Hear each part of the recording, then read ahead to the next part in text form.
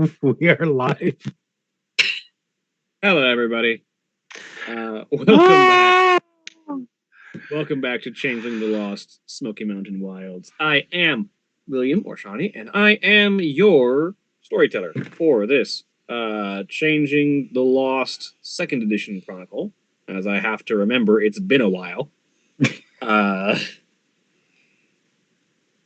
And joining me today, we have Katie. Hi, I'm Katie. I play Jo Arbor, who is an elemental notary. And Julia. Hi, I'm Julia. I'm playing Cassandra Scott, the elemental polychromatic. And Jeremy. I'm Jeremy. I am playing Jackson Montgomery, or Marlena Dubois, who is a Ferris Changeling. And Drevian. Drevian, I'm playing Frisian, a Darkling Hunter Heart. Austin, who is playing Frank and Lisa, our Beastkin Lethapomp polychromatic, will not be joining us tonight. They are feeling ill. Hopefully they will be here next time. So, when last we left off, hang on. Yeah. The group had, after convening with the blind prophet / prophetess Tiresias, the group learned that Tiresias is one of two individuals who has the knowledge of whatever is being held that is currently being assumed to be Malkav. That have the two halves of what is required to return the seal to its active state on this ancient darkness. Tiresias is the individual who holds the wisdom of the lock, and the knowledge of the key is held by an individual by the name of Mimir, who is, according to the information that might have been gathered, the Malkavian who is responsible for the Sabbat being in the city in the first place. It is understood that both the wisdom of the lock and the knowledge of the key together are required to either unleash or reseal the darkness that is being kept at bay, and that if neither happens, the seal will continue to grow weaker, which might endanger everything anyway.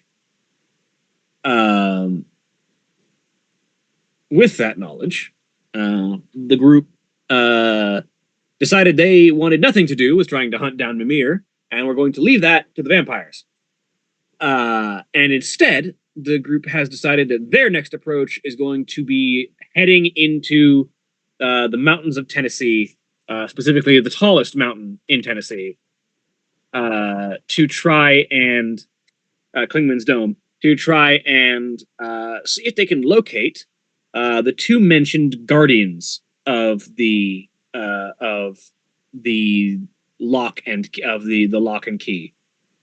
Who were identified as the Sainted Sinner and his apprentice, the Sagittarius, who seem to potentially match up with the recently acquired cryptid / ghost stories around the ghosts of Klingman's Dome, that match a old-fashioned looking attired individual with long white hair and a more modern-looking person with shorter black hair, both of whom pale as death and appearing on the mountain to redirect those who get lost, and those who refuse their instructions are never heard from again.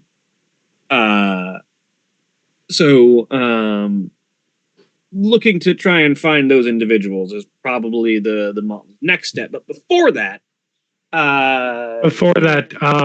our usual announcements. Oh, yes. And yes, sorry, our usual announcements. It's okay. I was waiting until you finished the recap, so I didn't interrupt your train of thought. Yes. Before that, as always, Black Lives Matter, trans rights, human rights, eat the rich. I'm sure everyone. Vince McMahon, like, fucking everyone, like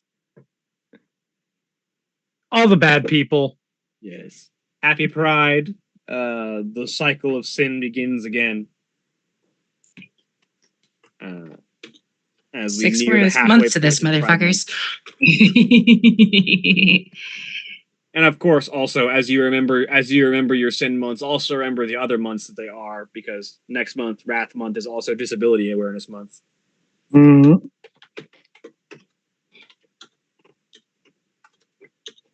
So before the group can proceed to explore the mountains to try and identify the sainted sinner and the Sagittarius, Joe, in a bit of an argument that led to slightly higher flare of emotions than normal, stormed off, taking their vehicle and driving away to go find a bookstore. Conveniently, a general store / bookstore that the owner, being a kindly old changeling who happens to exist in the community, was happy to let Joe in to just sort of sit down and peruse some books, even though the store is technically closed, it being well past midnight at this point. So Joe, as you Yes. sort of sit perusing books in this quiet general store, Mm-hmm. what is on your mind?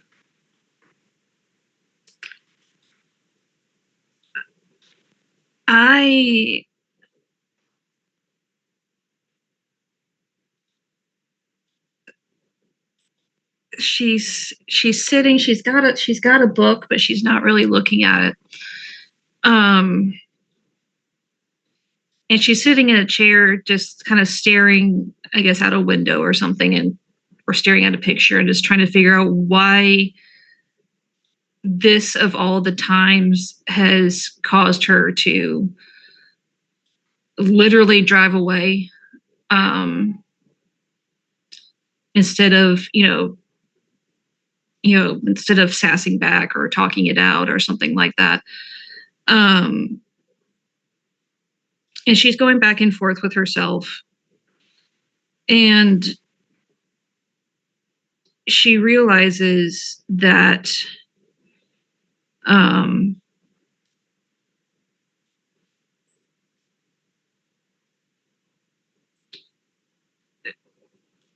it has to do with a couple of things. The first thing being, she felt like she was a kid that was bullied in middle school. And people that would say they were their friends but weren't really friends, and then you try to say something and they talk about you behind your back and you thought they were their friends, things like that.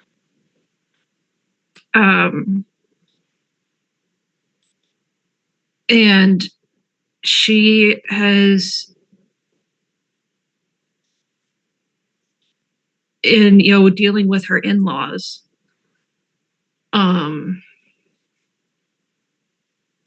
there is a bit of social bullying from her in-laws as well. So she's just tried to make something that's her own. And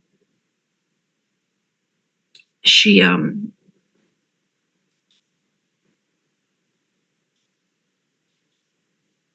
because what she meant it in a very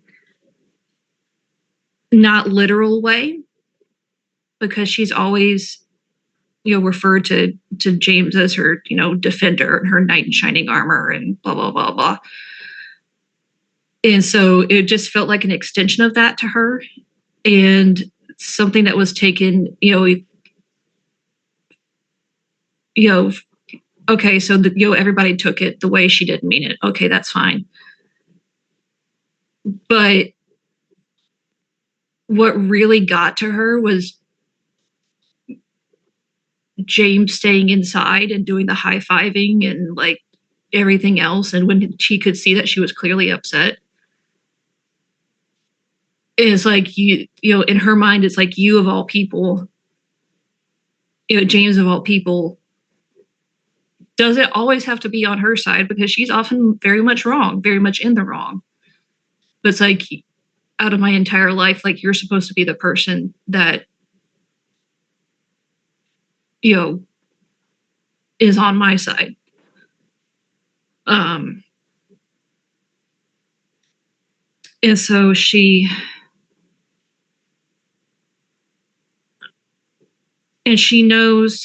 also frustrated because she knows how everybody else is going to perceive it. Because Joe, and she is, I'm not going to say she's not being dramatic, but I'm just saying she does have a point for doing what she did. And so she does what she always does when,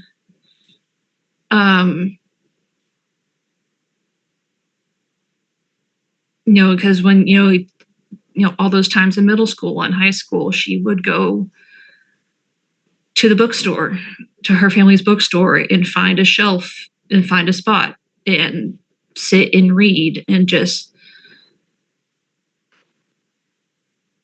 be a part of a story that wasn't her own.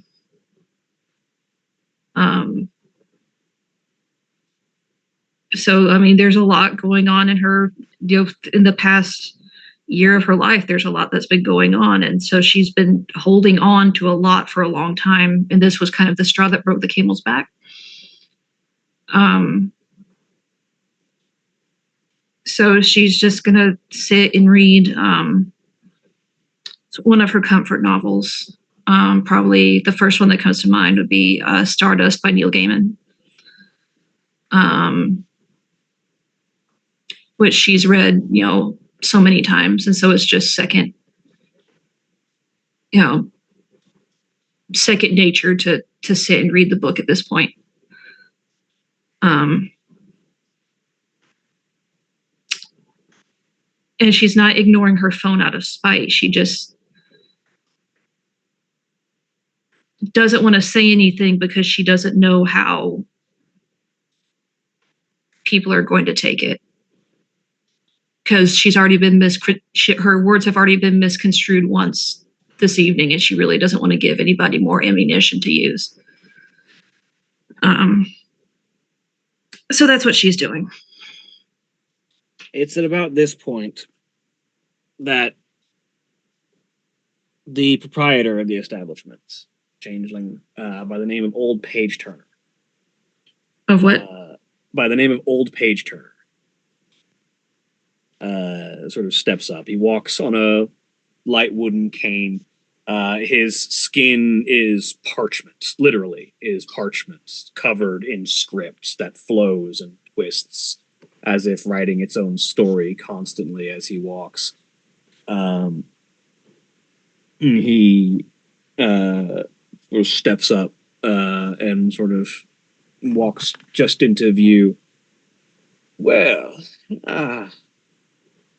how's the reading going for you, Miss Jo? Comforting as always. Well, feel free to sit and be comfortable long as you like, but I wondered if you might be wanting to share a midnight breakfast. That would be lovely. He sort of walks over to a nearby table and sets a plate of food down, a second one of his own that he seems to have been aware that you might be hungry and made 2 plates already. Sort of sets a plate down and sets his own plate down and sits down at one of the 2 seats, and sort of as you walk over, still carrying your book with you, and sort of sit down, he sort of like leans lightly on his cane. And of course, if you'd rather read and eat, that is of course fine, but I was wondering if you might be willing to share the story of what inspired this midnight literary journey. I don't mind sharing. Obviously, you're a fan of stories. That I am. No, my family, for generations, my family's owned a general store bookstore in Cosby, Tennessee. And when I couldn't figure things out on my own, I hid between bookshelves. And so a lot has happened. And then this is going to sound incredibly vague, but a lot has happened in the past year. A lot has happened in the past month, in the past week. And I needed time to process. So that's what I'm doing here. Fair enough. Lots of times we all need a little bit of time to ourselves to sort our thoughts and feelings out. Though oftentimes I find that context is often the thing that separates the confusing from the obvious. He says, as sort of the words shift as if lines form between lines and sort of adjust perspective on the text that makes up his skin. You're right. What's got you in particular so riled up at this moment? I don't know how much I can actually share. And that's fine. If it's something that's best kept private, like I said, context is everything. But sometimes sharing to a willing ear is all that's needed to make problems seem smaller than they originally were.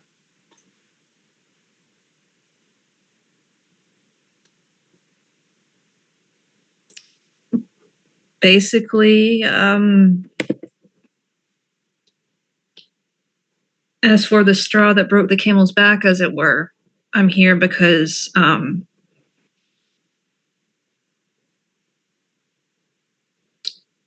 have this found family and my actual family, my husband, and we're going through a stressful patch. And I said something that was trying to be cute and endearing, and everybody made fun of me for it. And I realized it was quite dramatic, and I realized it was probably foolish, but with everything that's happened in my life in the past year, 6 months, it,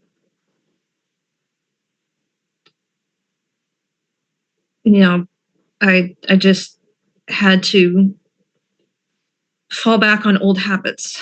I'm currently moving into a house, so I don't really have a library of my own yet. And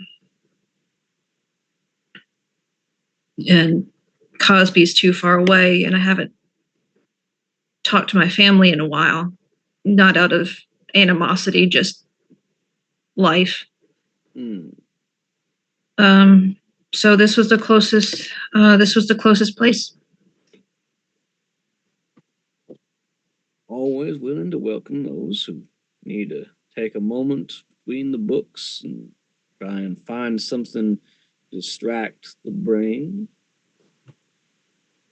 Though,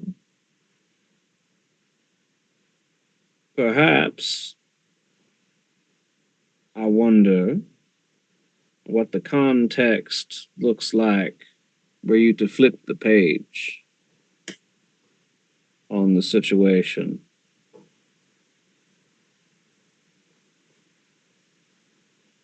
Shakespeare often wrote translations of his work on the opposite hand as stage notes and understanding of the work that he would write to the public. The private language providing the context and the understanding that the initial read might be lacking. I'm familiar. Might perhaps as is the case often in many of the great comedies of Shakespeare's works. Misunderstanding on misunderstanding. Context changes many things. You're not wrong. What is the flip in perspective? What are the understanding, if perhaps likewise in a moment of high stress, rather than a mock at an attempt at being endearing, it was an attempt to share in the levity and create a joke of their own in their own unique way. And it was perhaps misunderstanding on misunderstanding. A misunderstanding of the intent and a misunderstanding of the response. A comedy of errors. I mean, I'm sure I'll get an earful of it when I meet back up.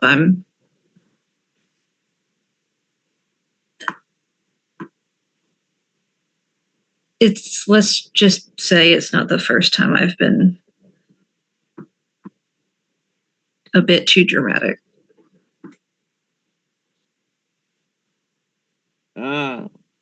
But comedy and tragedy, drama and levity go hand in hand. There's little to be had of one without the other. Context, as always, changes things.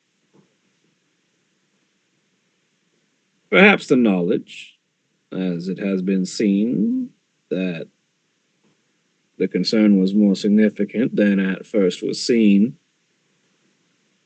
might lend a little bit more care in the minds of those who, as you say, are found a family, and it is their duty first and foremost to care. Good-natured sniping is often a method of trying to ease tension, which you have said all of you are under much of as of late. Yeah, you could say that. And perhaps the wrong snipe taken at the wrong time might make a joke into an insult. But the context, do you truly believe that those who are your family would really seek to mock rather than share in levity?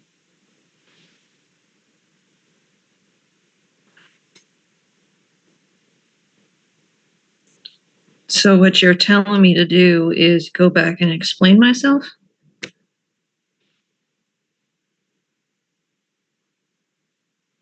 I cannot. I have not the context, as it were. But perhaps with context and communication, as is always the solution in the end of the bard's tales, happy resolution might be found. Pray that you find yourself within the confines of his lighter works. Yeah, I mean, me too. Considering comedies, people are alive, tragedies, people are dead. When it comes to Shakespeare.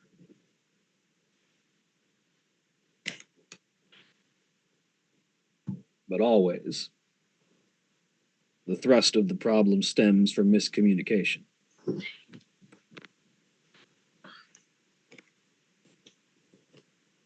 An errant word, an unsaid statement, lack of revelation, something being left to fester rather than stated outright, someone being too patient where they should be swift, or being too swift when the caution is wiser.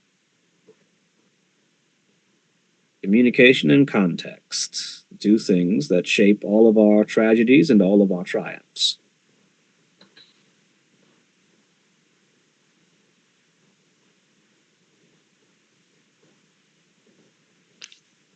You seem to speak from experience. One doesn't become an old page turner without having lived in a few stories.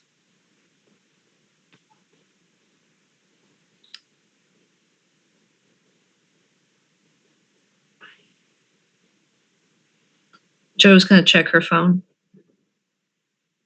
There's one message from James that just says, I'm sorry for upsetting you, and my phone will be at my side whenever you need me. Give me a call.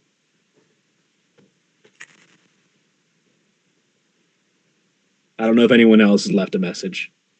I'm gonna be honest, I don't remember what the original thing was about. This was like 5 weeks ago at this point or something like that. Joe had like we were rallying forces for our Joe had made a comment on, I've got my fire breathing husband with me. I've got my dragon. Yeah, and James had said, "Well, I feel like I'm more than just my fire breath," and everyone had comedically rallied around James as the abused. I was like, yeah, Joe, stop objectifying your husband. And no, then there 100% would not have been anything from James Marlena. very clearly making a joke at his own expense, but yeah, the rallying sort of changing the context. Nope. Wouldn't expect to.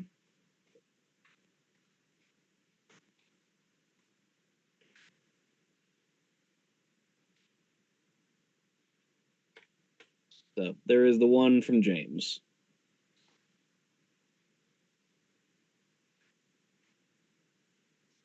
He seems to have left his one message and known to give you space.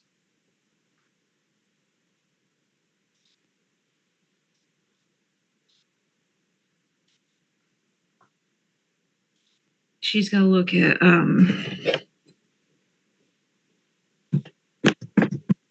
her host.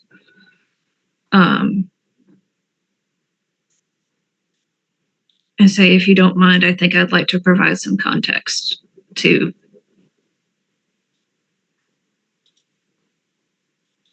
the situation to my fellow player.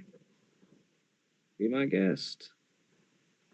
So she's been to serve as the Greek chorus, as it were. Most interesting part of your night, I'll bet.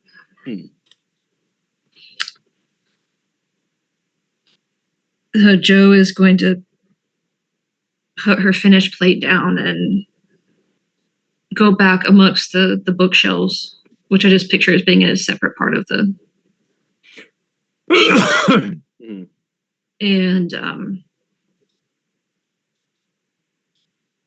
and calls James. Phone rings. Doesn't make it to the second ring before he picks up. Hey there. Hi. Doing all right? I'm better. I am sorry. Taking advice from an old friend. I want you to provide some. I wanted to provide some context about why I was upset. I know everybody is doing the Joe's being a dramatic bitch thing, and honestly, I deserve it. I wouldn't say that much. Just looks around at everyone else. What'd you say? I wouldn't say that much. She says he looks around at everybody else. Well, even if they're not saying it, they're thinking it pretty hard. I know Marlena's there.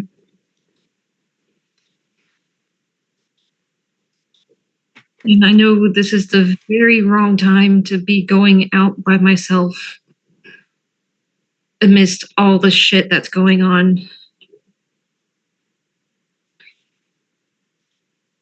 I just had the final Jenga block that just makes everything fall down. Yeah. I had that moment. And when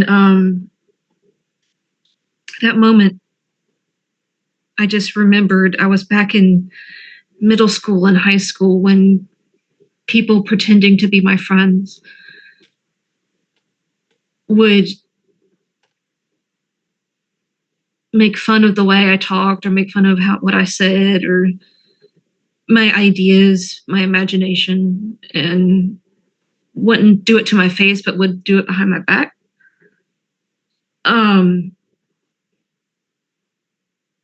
And with your parents, being very much the same,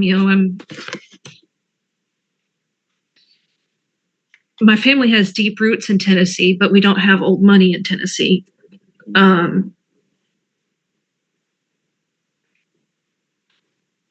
And I was very clear I was never going to be good enough. And you were always my strongest defender. You were my, I would call you my knight in shining armor, and because if I had nobody else, I had you. And that was enough. So when anytime I call you my dragon, it's not to make fun of it. I meant it as a term of endearment. I did not mean it as a objectifying. You're so much more than that. And you're so much more than that. I do, which is why I felt comfortable at the moment making a joke about it, because both of us know that that's not how you see me. Yeah, and I realize that.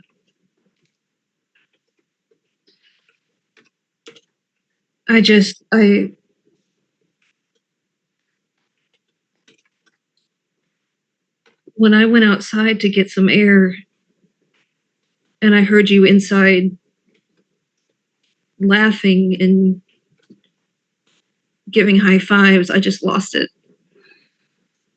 Because it didn't seem like a joke at that point.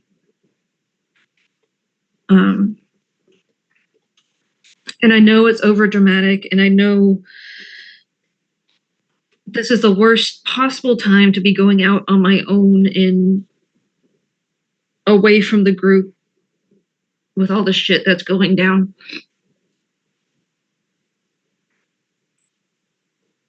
And I know I don't expect anybody else I don't expect anybody else in the family, our family, now I can't even think of what we're called. Mom, thank you. I kept going Coterie, like, no, that's vampire. Anybody else in our motley, I don't expect anybody else to understand. But I expected you to, and I think that's the part that maybe got to me most. So I'm going to come back. I'm going to come back there, and I fully expect that everybody else is going to give me shit about Joe being dramatic again. But if I've got you, I think I can handle it. You've always got me.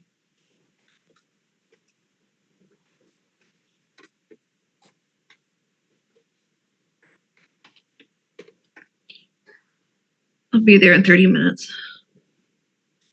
Looking forward to it. And hey, I'm sorry again. I'm sorry too.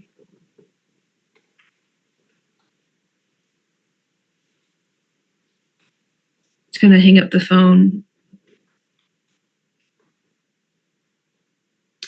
Thank her host and put the book back on the shelf and head back to the compound. Back.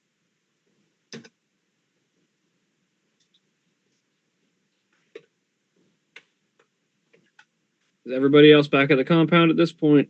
Or did Cassandra and Bellona make their way back to their new house? I believe we made our way back to the new house. Okay. So everybody That is Twitch chat. What's that? Jeremy, there's some spam in the Twitch chat.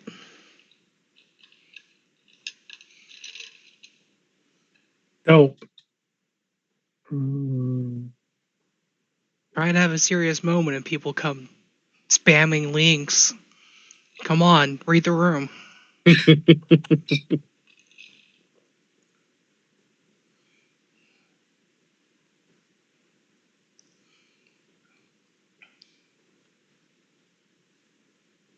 Yeah, in hindsight, Joe should have probably asked James if he was still at the compound, but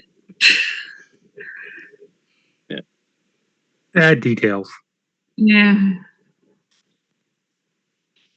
Thinking's not really that important. you make your way back.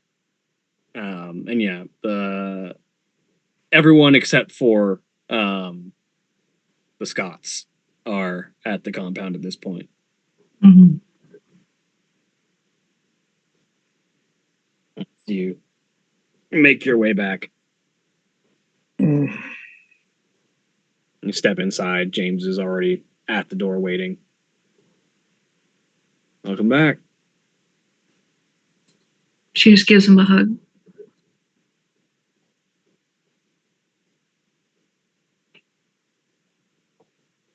Meanwhile, Wait, when we say compound, The house in The warehouse. Williamsburg. Warehouse. Yeah. okay.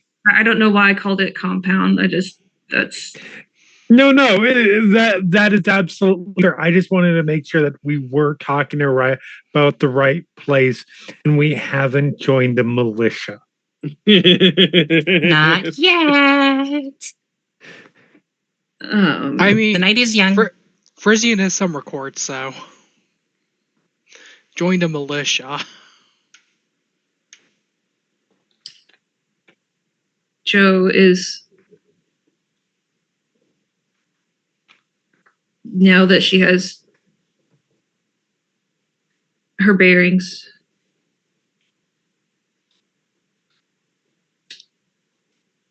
she's just going to ask to anybody that feels like answering,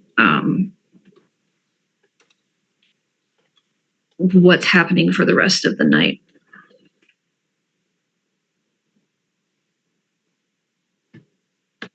at this point is Marlena and Frisian, other than James.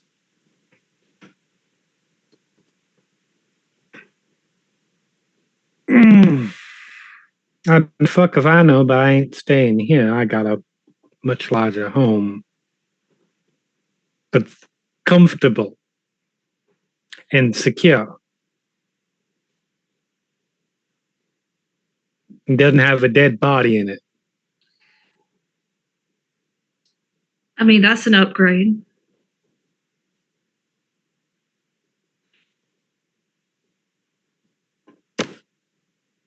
Wait, which one is the dead body in this one? None at all. I don't know what you're talking about. Look through the luggage. Is that a regular occurrence, or have I just heard that story once before? And is it just like a weird that it's happened twice kind of thing? No, it's only the one.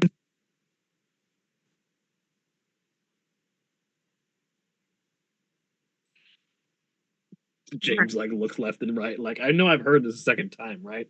Somewhere else.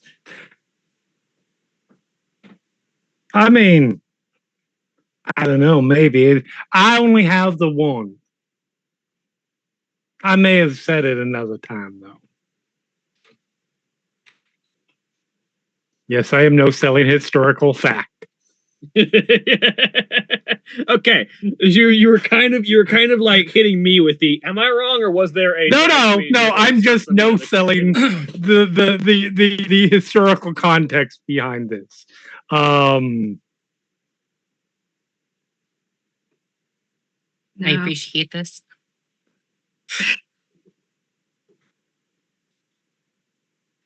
I'm missing something, but that's okay. Okay, so for a small amount of historical context.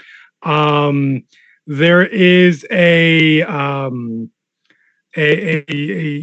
very famous drag queen from the 70s, 60s, something like that, all the way up through the 90s, Doreen Corey, who is in the amazing, if you haven't seen it, I demand that you see it, documentary Paris is Burning. Paris is Burning. Okay. Yes. And it's one of the big people being interviewed in this documentary. When Dorian died in like 1993, when she's being interviewed, she's in her home, and you see it is a packed with just stuff. Mm-hmm.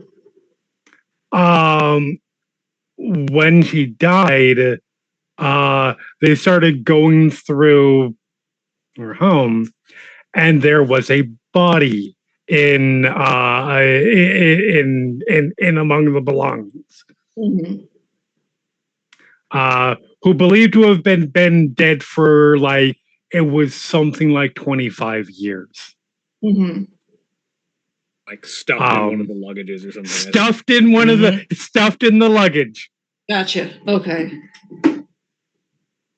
Okay. It's one of my favorite little tidbits of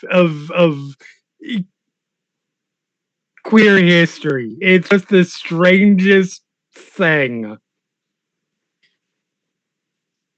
But yes, that was I specifically decided to homage that to this character. Gotcha. Okay. That makes a lot of sense. I just fully expected Marlene to kill the bacon and stuffed him in the luggage. I mean, that's kind of what happened with Dorian Corey. So, I mean, more power to you. I mean, yep. Like, as far as Joe is concerned, if Marlena actually killed somebody, there's probably a pretty good reason. And if there's not, she's not going to ask. I mean, they're on both points. So, Marlena, that's not what they meant by when they said slay. Listen, that's up. Yes, it is. That's up to interpretation. And I'm not going to argue with the person that has body in the luggage. Wasn't this motherfucker's case? And I'm just sorry. I'm just loving that Frisia knows slay, like he has picked that up. Doesn't know how to make a phone call, but we know what slay is. Marlena's probably said it at least once. A little, at Probably. Least. Character side note. So nothing else is going on tonight. We're all headed back home. Where we're meeting up somewhere tomorrow.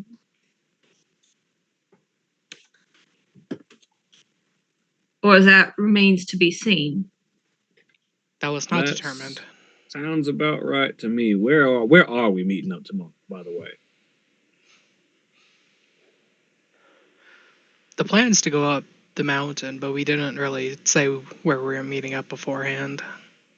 If we're all going up in one vehicle or what. Also, are we going out on the mountain during the day or at night when we're more likely to find the people we're looking for? Dusk. We're going to drive up right before nightfall so we could actually see where we're going. Yeah. And then get off trail as it turns to night. Going up a mountain in the nighttime is not navigating that is not easy. Completely possible. Oh, entirely possible. If these star charts are right, I should be able to do it. I mean, I really hope they are, because I mean that's our best shot at this point. I mean, ideally, we run into people who tell us what way to go. Ideally. That is kind of the hope. I mean, I guess that's a tomorrow thing. And I guess by default, wouldn't we be meeting up at, like, I know 3 of us have a mansion now, but weren't we meeting up at Marlena's pretty much? Possibly? That tends to be the default. It is.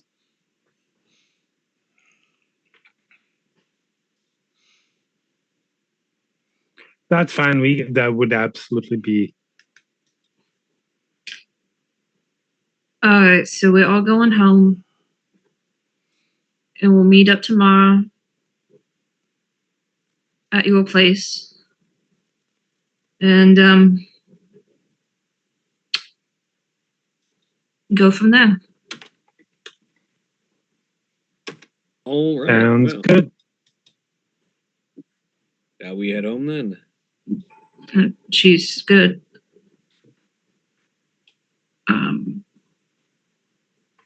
She's gonna turn to James and go, "You ready to go home?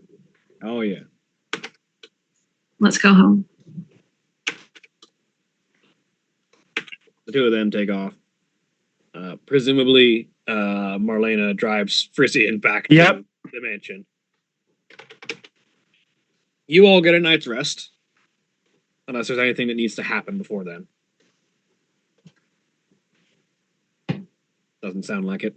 So, everyone gets a willpower back for getting a night's rest. And what does the morning look like before you all meet up? Or is it relatively uneventful until everybody gathers around? I mean, I imagine, because I don't really see James and Joe really haven't had a lot of time to move into their place yet. So I imagine it's still a lot of boxes. Oh yeah, just a whole bunch of unpacking boxes. Unpacked boxes. So they would probably get breakfast somewhere else before heading to Marlena's, but nothing eventful. Since there's nothing really planned for the morning, Frisian would see if Andrew wants to go to the gym. You get an affirmative from Andrew.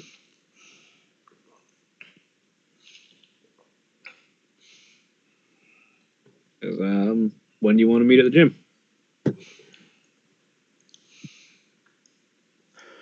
Frisian gives a time that's fairly early. Mm-hmm. All right. Well, I'll see you there. Do you need a ride? No. That should be good. All right. Is Frisian going to run to the gym? It would not be the first time. And it won't And be the also- last. That's Frisian's warm-up, thank you. But also, Frisian does know how to drive. That's right. I forgot. Frisian, Andrew did teach Frisian how to drive in record time. That's right. In record time. Or more like a time record.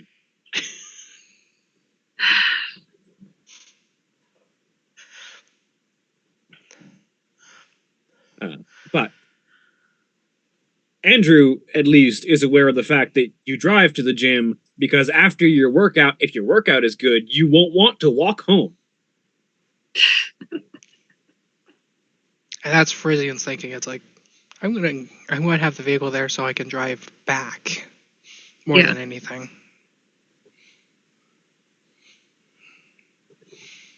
And then Frisian works out with Andrew and kind of chats about what's been going on. Mm-hmm. Do you go into any details or just like non-specific, there's shit happening and we're trying to fix it? Moderate detail? Like, he mentions things. Like, he doesn't leave out the vampires because Andrew's a mage. He's probably aware of them. Yes, and you're also in a gym. with normal people. He keeps it vague, like someone who is aware would understand what he's saying. Gotcha. Okay. Talking in code. Also, Yeah. you can refer to someone as a vampire and not mean a literal vampire. That's true. That's true. I've dated several of those.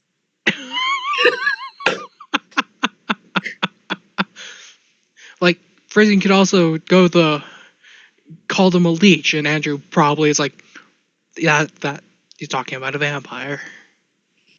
Yep.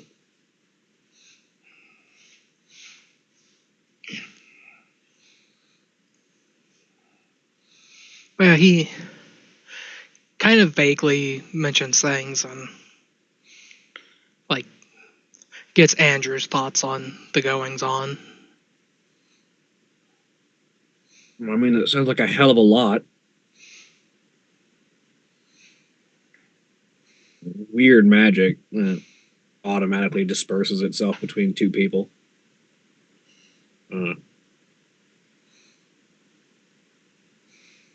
That kind of raises the question of, like, does the thing that's in the seal want to stay sealed if they're giving that power to people who can just decide to keep the seal up?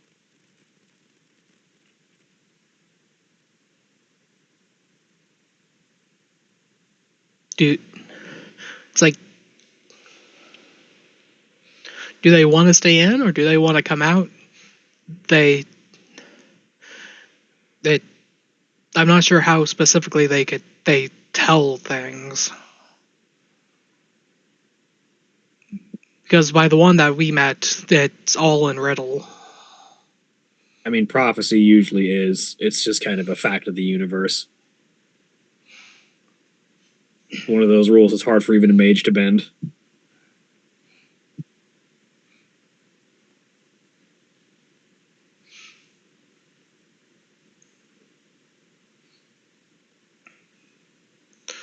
So it's really up to interpretation. If the one that got the message happens to be on the side that interpreted to release, then Yeah.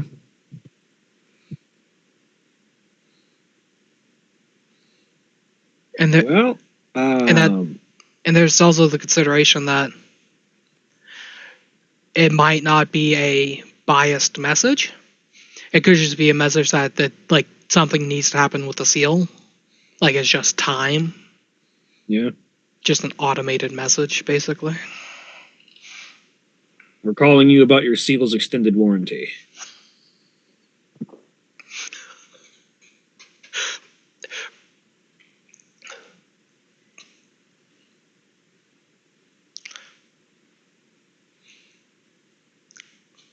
Sorry, that's a joke you won't get. Now the thought's like, in the time Ferguson's had a phone, has he had like a spam call for extended warranty? I mean, I would say almost certainly. I was about to say, it's almost impossible that you haven't. Like, they prey on new phones the most often. Yeah.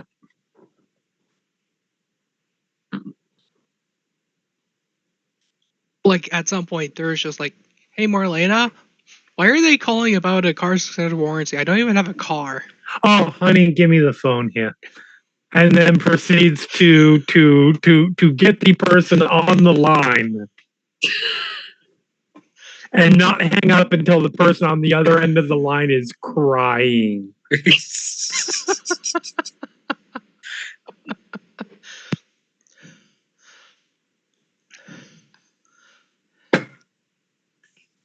And then just block them from here on, or just hang up on them from here on. Oh god. And then later there's another Marlena just wanted to conversation. get that one fun experience out of it. And then later on, there's like, I do now possess a car. Do I still hang up on them? Yes. Okay. Even if somehow it is actually your manufacturer calling about the extended warranty, you still hang up on them because warranties are a scam. Also, Warranties are object insurance. Also, we bought the car secondhand. Also that, but How would the manufacturer even have that number? They have their ways. extended warranties are 100% a scam. Mm-hmm.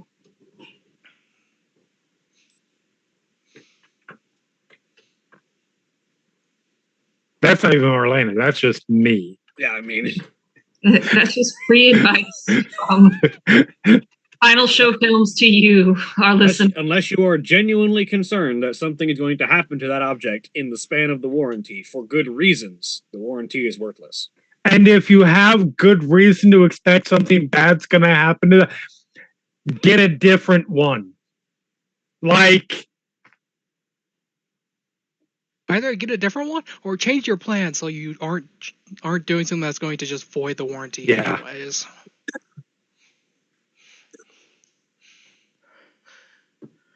Like if you know something bad's going to happen because you're intending to do something stupid, they probably aren't going to want to warranty it anyway. anyway, But yeah. that'll get me off on a whole different rant. So It I doesn't. have thoughts about that bullshit. But yeah, I guess be careful out there. Maybe don't do your best not to unleash whatever ancient evil it is trying to slowly leak out.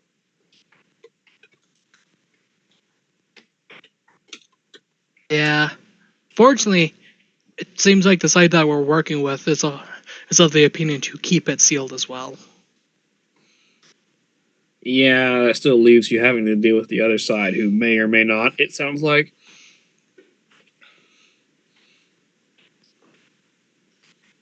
That is still questionable, but it's like there's the changelings and these vampires on one side versus just vampires on the other.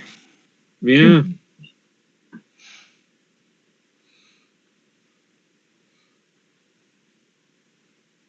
Well, if there's anything I can do to help, let me know.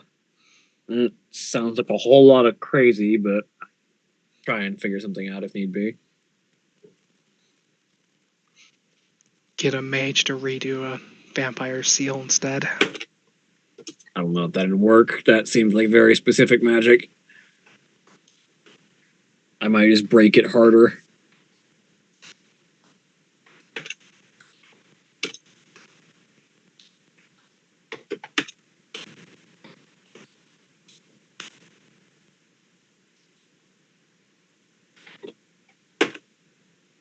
Any event, let's get this workout short up, shall we? Yeah.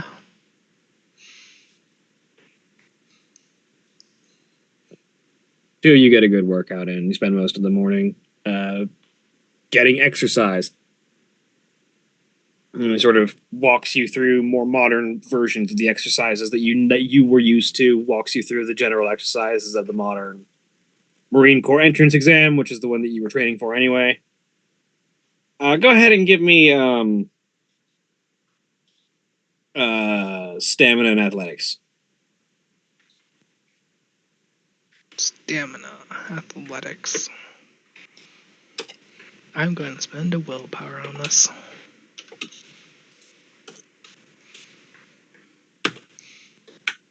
Three successes. Fantastic. Right. Yeah, you're making good progress. It's you feel like you are approaching. No, you've already passed. As far as you are aware, you have hit reps that are exceeding the minimum qualifications. You feel like you want to aim a little higher than that. You want to do that A, consistently, and B, above the minimum requirements. What did I specifically put?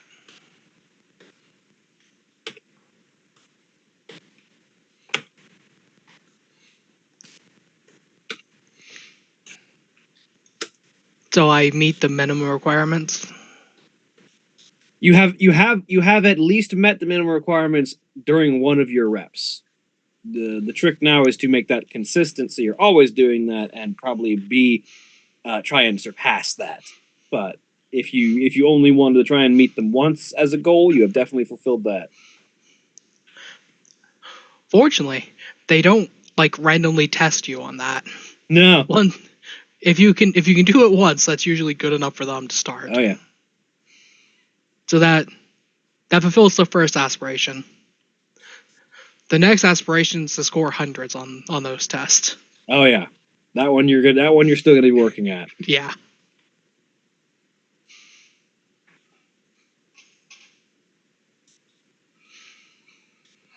So, Frisian's met his first physical goal there. Oak. Frisian feels good about himself going into this. Going into trying to find a vampire at night. I am at least as physically capable as a Marine. Let's go find superhumans.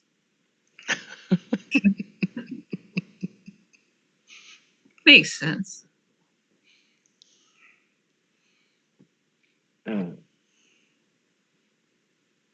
Yeah, you get your good workout in. You make sure to call it quits early enough that you're not going to still be resting sore muscles when you're going out to climb a mountain tonight. But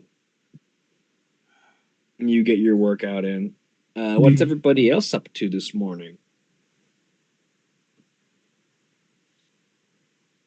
Cassandra's doing boring, normal life stuff, like has called to set up movers to get the house packed up and sent over to the mansion, is working more on her book.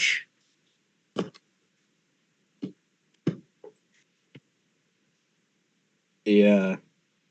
In contrast, the Cassandra doing very normal things with in the background since the kids are at school. The Tyr doing the very not normal things, like just Cassandra on the phone with movers or writing in a book, and just in the background, Tyr's checking sights on a rifle, using a whetstone on a knife, Here's packing up the stuff that the movers should not see. Yeah, these boxes get locked twice, so movers can't accidentally open them.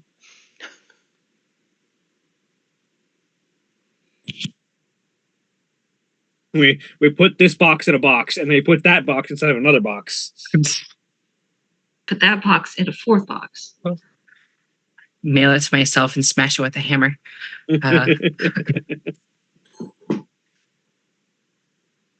I figured it'd go in a box and then go into Tyr's vehicle, so it's not even in the possession of the movers at any point. Yeah. Yeah, some of those things definitely go into Tyr's truck rather than the moving van.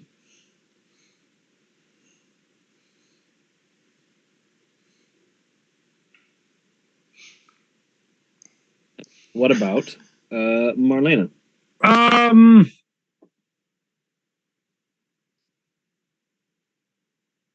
I think Marlena is.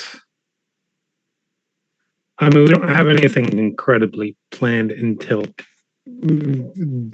we all get together. So I think Marlena is just pretty much chilling at home. Mm-hmm. Like we are about to walk up a mountain, and I'm going to relax before that happens. Are you picking out your outfit for the expedition? Oh, there is no. As much as it annoys them, I think Jackson is not so dedicated. They're going boy clothes for this. Mm-hmm. Not gonna hike a mountain in heels. Fuck no. Do you want to break something? Because that's how you break something. That's how you break something, and not the heel. Yeah. I mean, the heel too, but also your ankle, your probably the rest of your leg when you roll the rest of the way down the mountain. Because your ankle broke, Like, yeah, no, it's just bad news. The immediate thought was spiral fracture the femur. Yep, pretty much. Yep. So I think Jackson is just Jackson is just waiting for taking a relaxing start to the day before we have to making sure that he has his whatever weapons I have. Fire axe, even though it's fucking useless to him because I'm never gonna get my strength above or up to where it's useful. It's a comfort fire axe. This is my comfort object. Yes, this is my emotional support axe. my emotional support axe. That is exactly what it is. And shotgun and so on. But yeah, no, just waiting until it's time for everybody to show up, and it will wherever we are meeting up before we head out. I'm assuming like the warehouse probably, but I'm not sure. And the warehouse is the building that all of you have that is closest to the mountain. Yep. Okay. That is not anybody's individual home. Yeah, that too. Yeah. So Joe, I don't know what time Joe is going to text the group fairly early on. And just confirm that we're meeting at the compound at what time? Or the warehouse? Sorry, not compound. Warehouse at what time? Aiming for dusk. Noon. And it's aiming to be there at dusk. Yeah, so probably earlier. Wait a minute. Are we gonna be doing this in the dark with the vampires out there?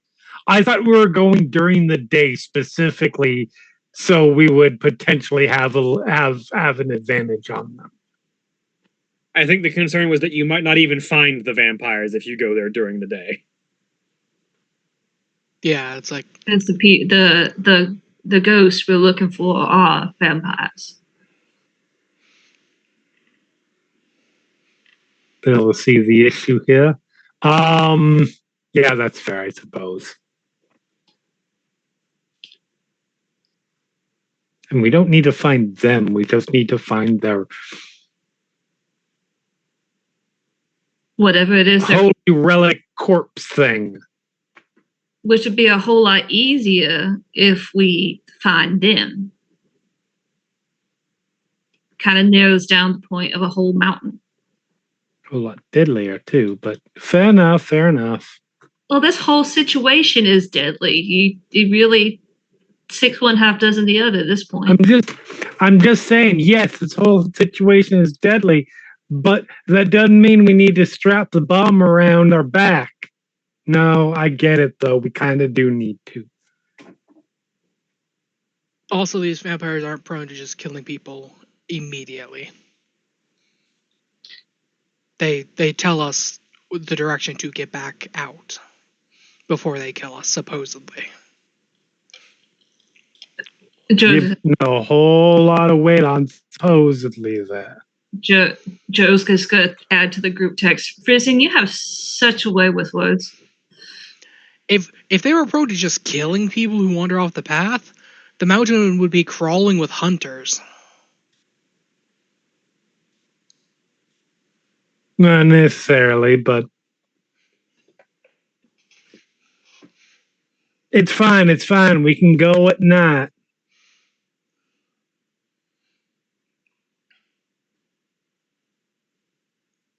So, you're all meeting up around early afternoon at the warehouse. Yeah. Notably, it is about an hour from the warehouse to Kleeman's Dome.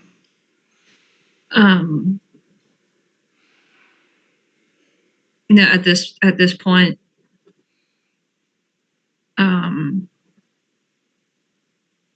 Joe just comes ready, dressed, like in clothes that look like she's going hiking because she is. And I assume like everybody's already eaten lunch and everything. Now we're just gonna hatch more specific details, I guess. All of you gather up. James Yep. is here, also there. I mean, I think we pretty much have the plan, right? We drive up to the top of the mountain where the tourist area is the highest point. We start wandering.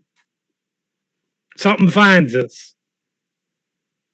Where was it? We said it was The north face of the the mountain. north face, right? Right. Yeah. Right. Okay. I remember that. North.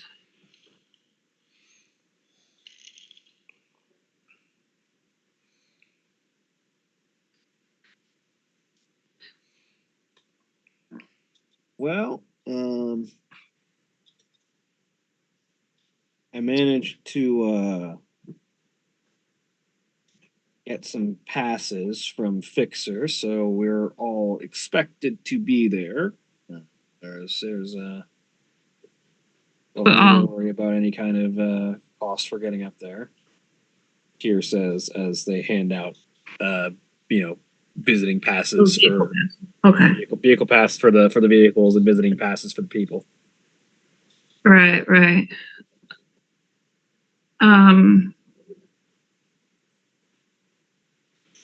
Do we need to take any vampire specific related weapons with us? Vampire specific related weapons are wooden stakes and fire. So camping equipment. I might just go and blow the heads off.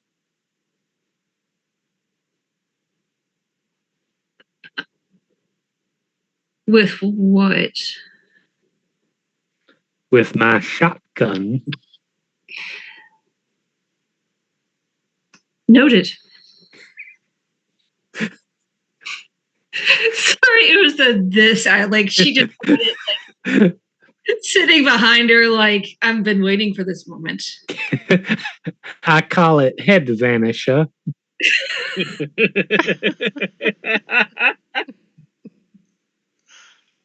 I mean, I don't know if that's going to kill him, but but at least they can't bite me at that point because they ain't got a head.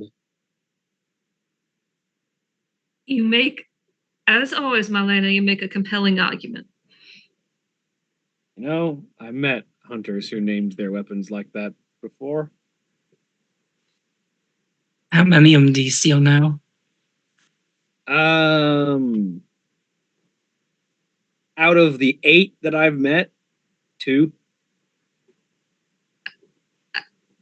I've met some guys that like to name their weapons. I don't know what happened to them. See,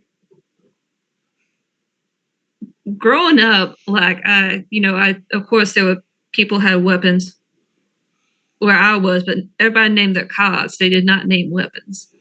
Well, see, the 2 that I still know were the ones who named their weapons things like Frank rather than Head Vanisher.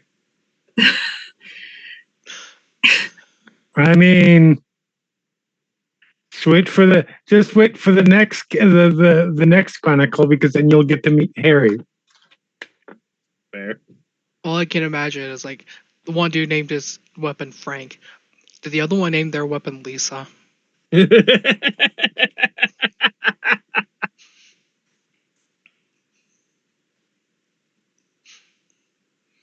That's way too layered for me to even. No, the other one named their weapon Charlize, as in Charlize Theron. Yes. Amazing. I mean, I can never be angry at that. No.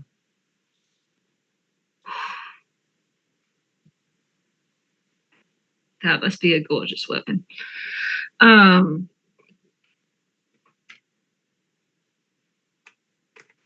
So yeah, that is my plan for vampire specific weapons, because I do not have the physical capacity to shove a piece of wood through a goddamn rib cage. Yeah, I I've mean- heard it's not as easy as it looks. Brizzy be just fair. looks lost. To be fair, that's also what this is for. Tyr says as she pulls out what looks like a briefcase and flips the latch and it just drops open to reveal a crossbow that is like wider gauge on the ramp with a series of long wooden stakes for bolts. For some reason, the thought came to mind a t-shirt cannon. That takes time to aim. I mean, this kind of takes time to aim, but I'm not engaging any vampires from long distance. They're gonna rush up to me. I'm gonna put it under the chin, and I'm gonna pull the trigger, and we're gonna see what happens. Or I'll put it under the rib cage, and we'll see you can blow someone's heart out of the chest, and we'll see what happens. Maybe that's the kind of stake. You know, in my experience, it's not. Well, I ain't gonna feel good to them. No, it won't. But it's not a stake. They do keep moving. Like with something like that, I still got to get it either through the rib cage or in between a rib. I ain't played those video games y'all played. I don't have that kind of hand-eye coordination. You get a high enough poundage on this crossbow, which it is, by the way, and you can put a wooden stake through a rib cage. Joe is just looking at that crossbow, just like I want one. Frisian looks lost for a bit, talking about vampire-specific weapons, considering he missed that demonstration. And then, like, there's a moment of realization when Jackson's talking about a shotgun, and it's like, that reminds me of the Canadians.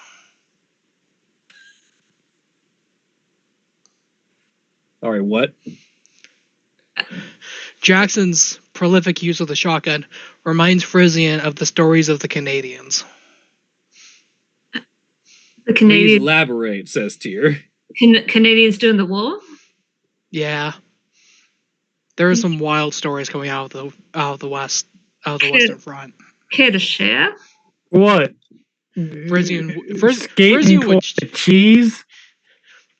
Frisian would share was almost definitely a horrific story of the Canadians in World War II.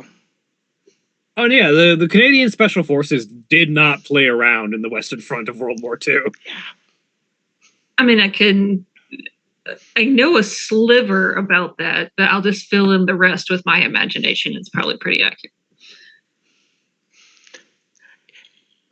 Like, there's a joke that, like, particularly Canada and, like, I think the other one's like Poland, where, like, the Geneva Conventions are Geneva suggestions or a checklist of things to do. The Geneva Conventions are more like guidelines than actual rules. Actually, I got that reference. The Canadians are part of why the Geneva Conventions are there. you know, I kind of fucking love that though, because at least in modern times, like, Canadians are like the fucking nicest people on earth. I mean, also Probably why they're the nicest As I'm fucking saying. people on the earth. They are trying to, I won't even say make up for something. They're trying to lower expectations for when it needs to happen again. Yeah. I will also remind that this is the same nation where a squad of Mounties came down the border and burned the White House down. Yeah, I get that. Everybody's like modern day vision of, Canada is just a bunch of, nice people, and then I hear stories like this and I'm just like, I love that. I love the like, we can be the nicest fucking people on earth and we are still gonna blow your ass away. I mean, I'm just going to give you 2 words: Rob Ford. Yeah, But particularly, I think it's actually World War One, not World War Two. yeah, But like I think so. the Canadians made prolific use of the shotgun when it was invented, and are part of the reason why the shotgun's not supposed to be used on people in war. Setting an example. Fucking Canada, man. Blame Canada. Do love that the. It's like, why the shotgun's a really effective crowd clearing weapon. Why are we forbidden from making it a standard battle weapon for our armed forces, Canada? Canadians. Like there's the actual reason of it. It's a pain in the ass to treat a shotgun wound. But the reason they had to be codified, Canada. Canadians. No, I love it. I mean, I don't remember which comedian said it, but they're just up there sharpening their ice skates, getting ready to come down and take our cheese. So, anyways, after story time with Grandpa, Yeah. Now that that's been said, Bologna, do you have any night vision goggles? I Yeah, realize that couple of if pairs. we're going to continue this into the nights, we're not going to be able to see. And flashlights is going to give us away right quick. Yeah, although theoretically, we're here to talk rather than kill. I will remind. And approaching with NVGs and guns out might get them to forego the whole trying to redirect people back to the path stage of the fairy tale. I am certain we are not the only people to wander through that mountain range with guns out in the middle of the night like fucking idiots. Probably not. I mean, we do make pretty convincing fucking idiots. Well, welcome to Tennessee. should we also be Yeah. carrying a bunch of moonshine? I feel like the moonshine would definitely sell the effect. Yes. I mean, the only problem with that is we're gonna be up there for a while. So by the time we run into them, we might have half a bottle of moonshine and a bunch of drunk bitches. How I think dare I you think- accurately describe me? that sounds like it just sells it more though.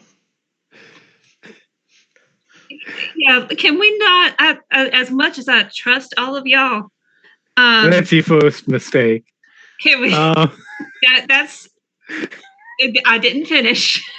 Fair enough. Can we? I don't trust y'all far enough with shotguns and moonshine in hours to kill. There is a limit. I do not trust you indefinitely. The moonshine could double as fire. Oh my god, that Frisian, the words that come out of your mouth. Listen, Frisian is not wrong. No, he's not. You said anti-vampire weapons fire. It's another option. Yes, let's go. Let's go set fire to a mountain. That'll be a-okay. Also, I will have you know that, and I will preface this by saying I agree with your assessment that we should not get drunk on the way out here. But I do feel the need to defend myself in that if I could in 1985 do marathon performances with double death drops and the like, while being so blackout drunk I had to lean against the bar anytime I was not dancing, and that was many years ago. I would be able to handle my alcohol wandering through the forest. Those hills aren't gonna have eyes by the time we're done with them. To go with Josh's point, I've seen plenty of guys that just are absolutely wasted and still get through formation. Yeah, I'm not, let me be clear.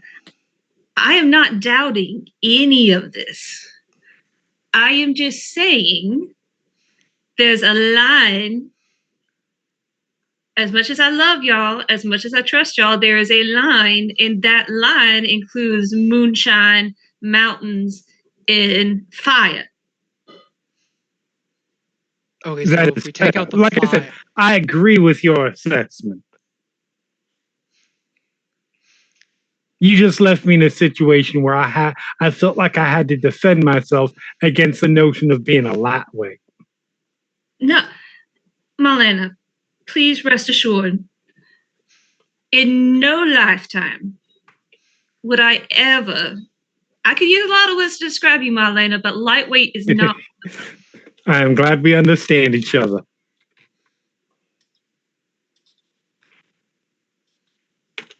I've known you longer than 10 minutes. That's obviously true. All right. Well, let's stop talking about it and start fucking doing it. All right. Let's pack everything up and get going then. We got a mountain to get lost on. So, as the motley gathers up, gets all their shit, and prepares to head up to Klingman's Dome, that is where we're going to take a break. And remember, when we take our break, you take your break. So sit up, stretch your legs, do whatever you need to do, and we'll be back in just a few minutes. Please enjoy these commercial messages.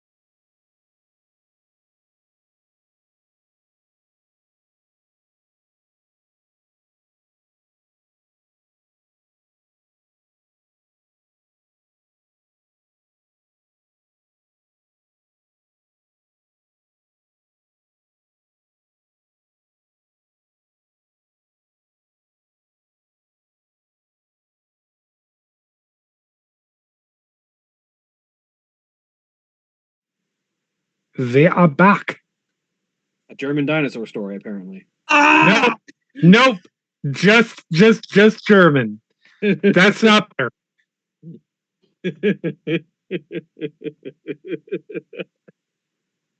Hello, everybody, and welcome Some back. people just want to see the world burn. I mean, that is the Germans. William is one of them. Hi, it's me. I'm the problem. It's me. I know. We love a Taylor Swift reference. You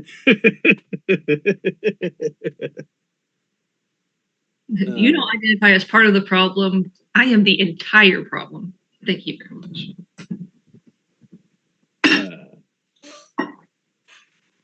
So, the group of you make your way over to the peak of Klingman's dome.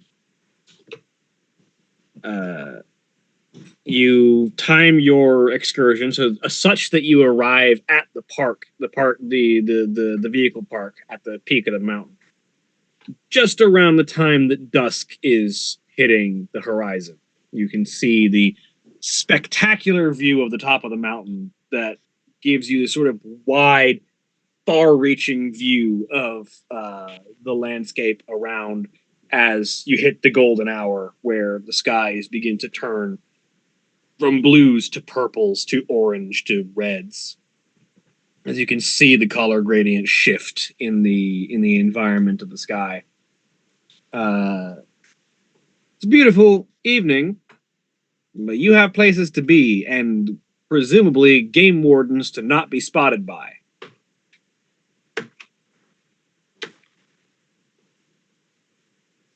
Sounds about right. So you do know that they will sort of patrol the areas around the public environment, trying to make sure that nobody goes wandering off the path where they shouldn't be, but it does get dark and it's easier to not be seen. What is your approach for trying to get lost? First things first, find the north face of the mountain. That's easy. The way that is to the right of the angle the sun is setting at. It's also easy because the road kind of comes in from the west. You curve around from the west side. So you just turn to your left and start walking.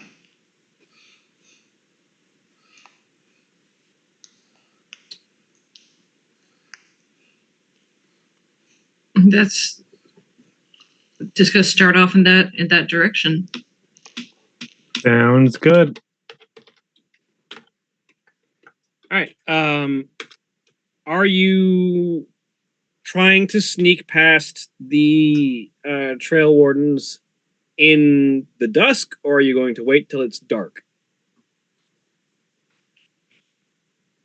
By trail wardens, you mean the actual people, not vampires. Yeah, the actual people, like the people whose job it is to keep an eye on the trails and make sure people don't get lost. I mean, I would say like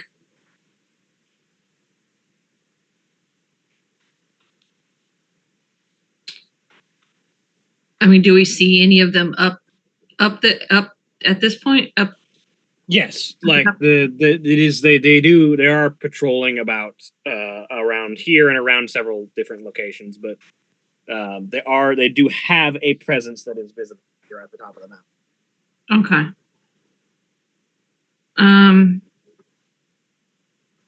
Fortunately, it's not hard to avoid them because there's not a whole lot of trails up there. Yeah. Like, You this is have mostly the- a viewing port, but like Yeah. there are, stations.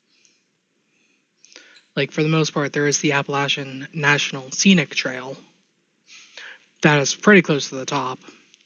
But once you get past that, there's kind of just open mountain.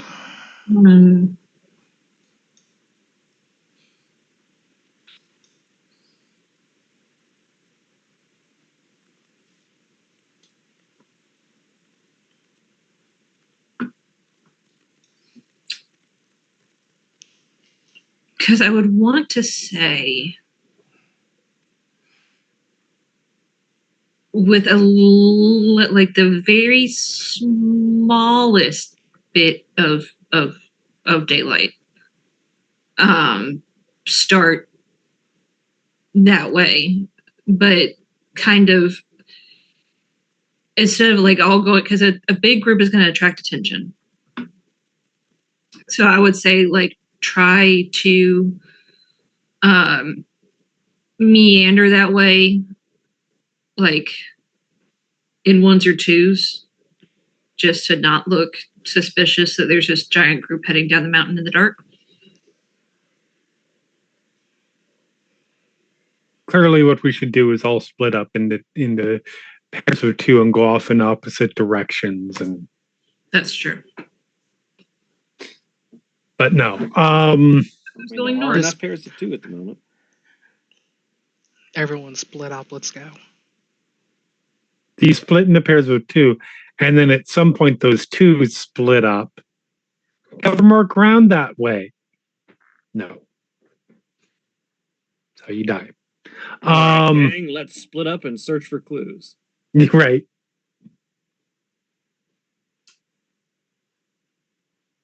I don't know anything about trying to evade. Trying to evade attention.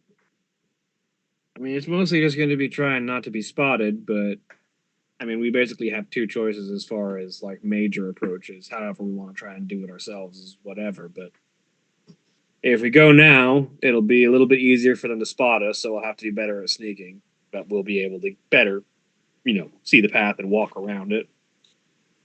Or we can wait till it's dark and they'll have a harder time seeing us, but it'll be easier to genuinely get lost as opposed to intentionally getting lost.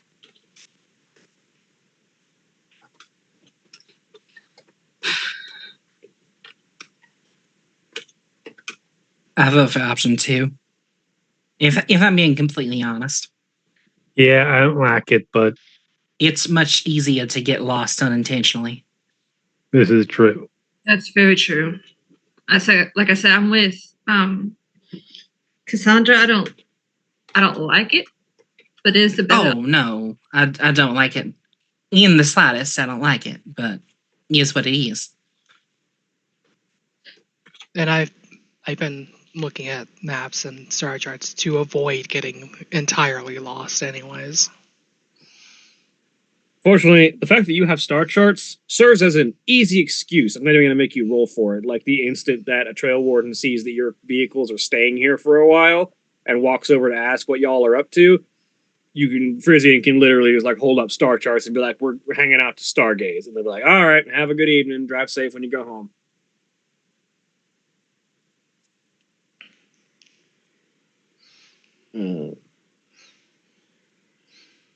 But you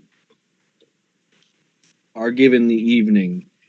The sun descends. The stars come out. This is the clearest that you've seen the sky in a while because the mountains are far away from the many, many lights of even the smaller towns that tends to make it hard to see the stars.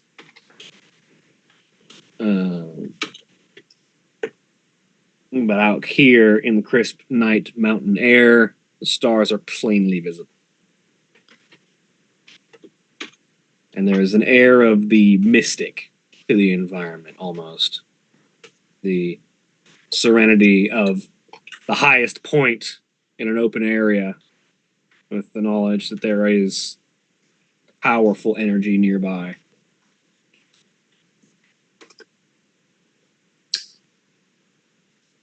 So, if y'all are taking off into the woods, I would like a dexterity and stealth check with an extra +3 automatically because you're going at night when the guard shifts are A, lighter, and B, harder to see you. So we're doing dex and what? Dexterity and stealth +3. Notably, before gallivanting off into the woods, Frisian orients himself to the star chart. Like, yes, I can identify that, and that, so I can actually navigate. 2 successes from Cassandra. I also got 2.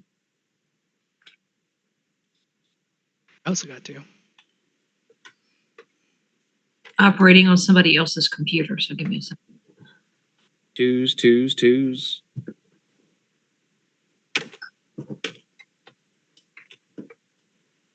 And twos. Twos all around.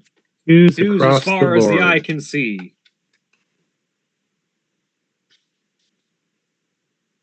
So, the group of you disappear out of the way, past the few remaining game wardens and trail wardens that are present, and start to make your way to the north.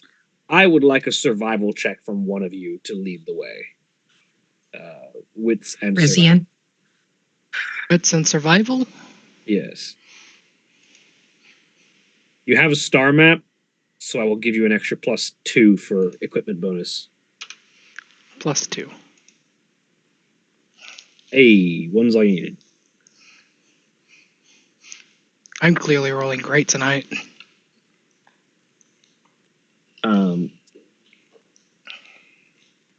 You, keeping an eye on the stars for direction, you start to make your way north along the northern face. You're walking for a while. Your feet start to ache as the ground continues. It is not an easy walk going up or downhill. The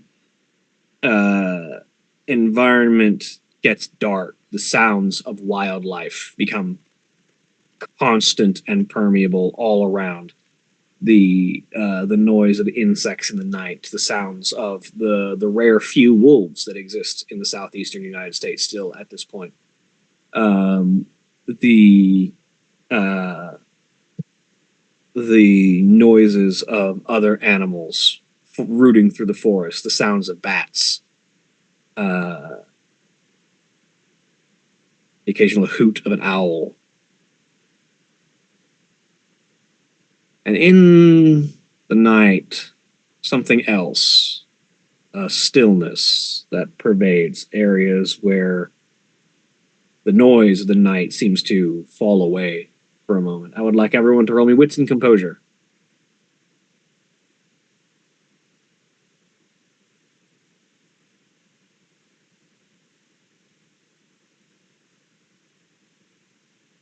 Three. There we go, 5. Nice. Critical success. 1. Any additives? Nope. Okay.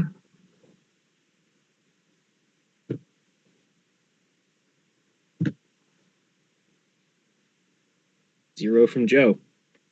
Oh, yeah. Joe, would you like to make that a critical failure for a beat? You know what? I think I will. All right. Joe runs off into the woods. Gets genuinely lost. Yeah. Listen, let's make it interesting.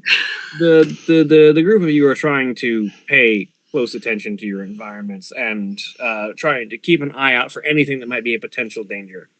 And you're doing an excellent job. The majority of you, especially Frisian, who sort of has an eye glued to the environment.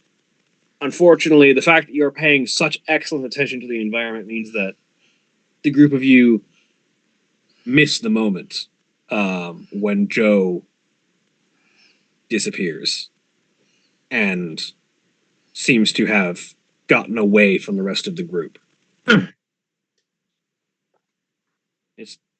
You're not certain how long she had been gone for, but Frisian is the first one to notice that you are short one member as you look around and realize that Joe is nowhere to be seen. James is going to be an earful about that.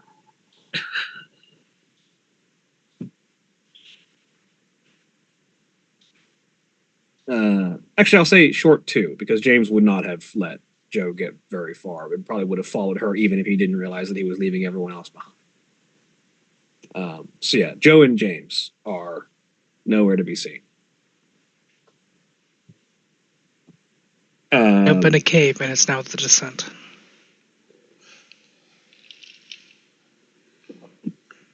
So, Joe and James, while you and James sort of keep an eye out and sort of start looking around, the noises start to get quieter, and it almost seems like it's unnatural. It does seem unnatural as the constant sounds of nature all around, the cicadas, the owls, the various animals that exist in the wild start to die away as the noise seems to dim. And there is a moment where you can hear the pulse in your chest, the loudest thing in the area, your heart beating in your ears as the whole world seems to fall away for a minute in the raw darkness. And then you hear a voice, melodious, faint Spanish lilt to the accent, as an individual seemingly appears behind you, as their voice says, "My friend, I am afraid that you are not in a place that is safe for you." You turn, and standing before you is a pale, regal-looking gentleman. His facial hair is well kept. His hair is long and white and slicked back. He is dressed as if he were Spanish nobility, some kind of European noble. His outfit, like well collared and cut close to the chest, long, extremely well tailored sleeves that cling tight to the well muscled biceps and sort of flare slightly around the wrist. Long coattails that reach to about mid thigh and well tailored slacks. As he sort of stands there with a long nailed claw of a hand, sort of scratching his chin as he looks at you. Though I get the sense that perhaps out of all the strangers who have walked these mountains, you are in fact looking for me.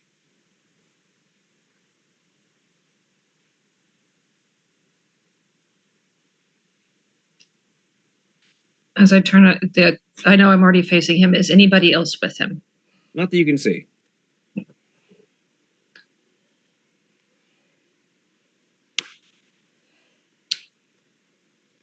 So you're the one they tell stories about. Ah, that depends on the story.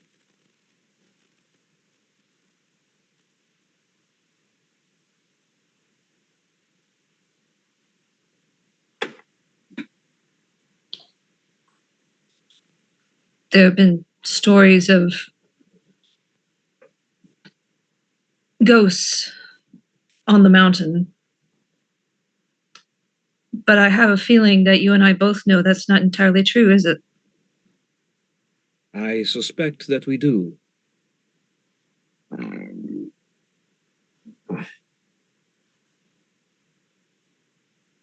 Though I wonder if you are so knowledgeable as to the nature of that which walks these places at night, why have you come seeking it? Maybe because there are forces in this world I'm more afraid of. Wise indeed to be aware of that which is yet more dangerous than even I. Many, though those things are. Still, I suspect this is a conversation that is best had with everyone around to hear it. You may have noticed that you've wandered off a little bit from your friends. I have noticed that, yes. Let us rejoin them. I believe my companion is greeting them even now. So why were we singled out? Because you wandered off.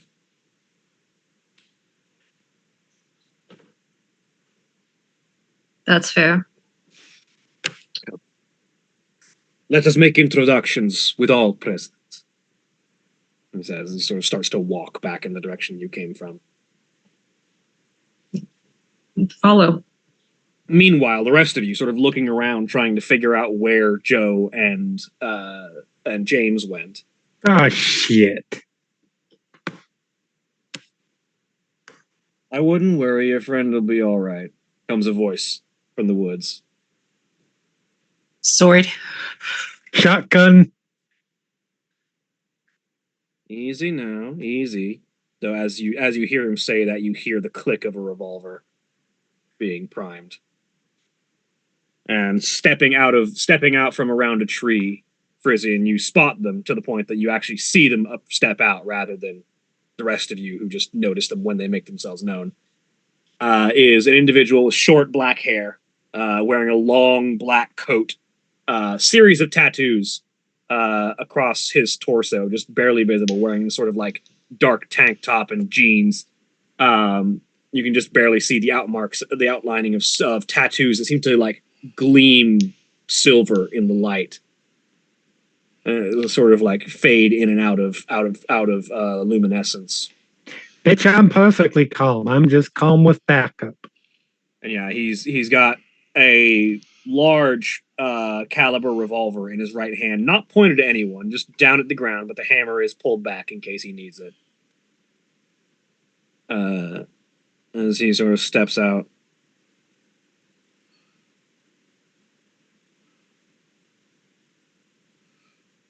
I take it we found our ghost.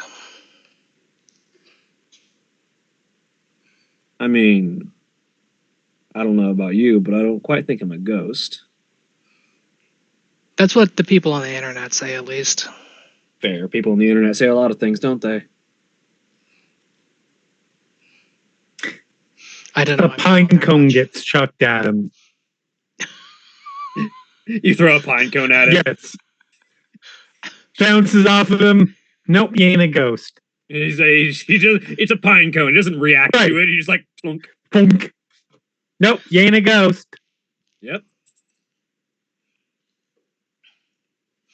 I take it your friend found the one that wandered off then, if you're here. The two of you, yeah. They should be coming back. Oh, they should be coming back this way in a minute. Wonderful. Considering that you know so much and yet have come walking out here, armed, no less, I suspect you're looking for us for a reason. Yeah, you wouldn't happen to be guarding a day. You wouldn't be happen to keeping track of a ancient body, are you? Ooh. No, there's somebody who knows more than is safe to know. Okay. Motherfucker, you gotta get that shit out of here. All right. Well, this is going to be an interesting conversation. Let's wait for my friend to get back, shall we? And then we can get all the details out in the air. And it's about at that point that this pale individual with long white hair and your two friends emerge back into the clearing. Everyone is here. How did you know what? Never mind, I ain't gonna ask. Now's not the time. Well,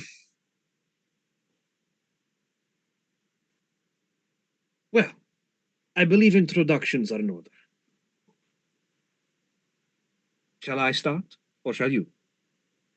I'm the person who says you need to get your dead body off this mountain, out of this state, far, far away.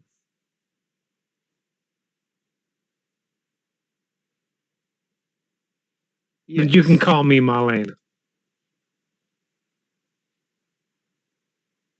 Interesting. You may call me Alexander. And this is my companion, Archer. All right. That's the short-haired individual sort of just waves the gun. Yep, that's me. Now that we're all introduced. Well, I would not say that all of us. Merely your spokesperson has introduced themselves. I'm not a spokesperson. I'm just a mouthy bitch. Fair. I have met many.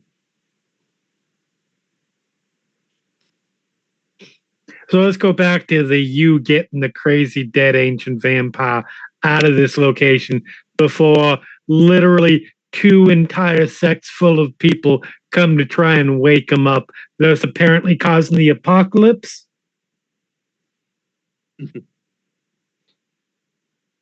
I see that much has already been gleaned of the information that we have.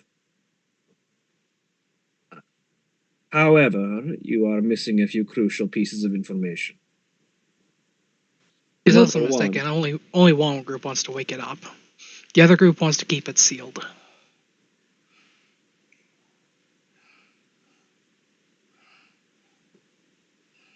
Indeed. I would hope as Oh. much. The problem with your statement is that moving that which we have been charged with keeping is a danger in and of itself. And the place that it has been kept was chosen very specifically for its properties, both physical and supernatural. And attempting to move the receptacle of the darkness of which you speak before the seal has been refreshed poses a greater risk to its integrity. Let me see if I understand. So you're saying before we move this sacred object, we have to refresh the seal? It would be wise. I could attempt the move, but I fear the danger and the devastation that such an attempt would wreak upon the surrounding environment would make it optimally an emotion of last resort.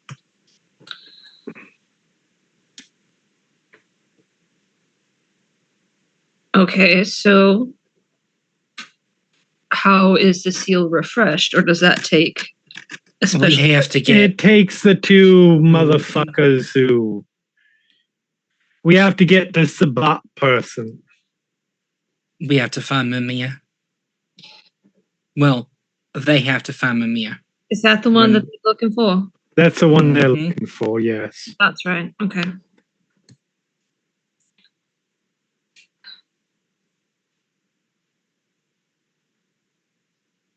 Then all we have to do is bring Tiresias and Mamiya up here, and they have to agree to keep the seal closed, and then from there we can move the fucking thing.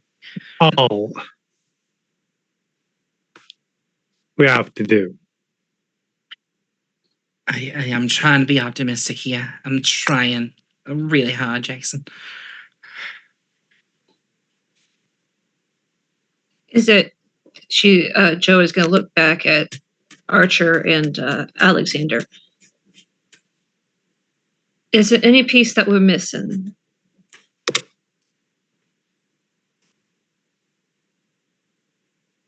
Perhaps the detail of the other hunters who have been spotted ascending the mountain.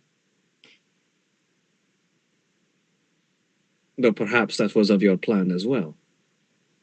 Oh yeah, if you want to kill them, please feel free. By which I mean, please kill them. Not companions of yours, then. No. Nope.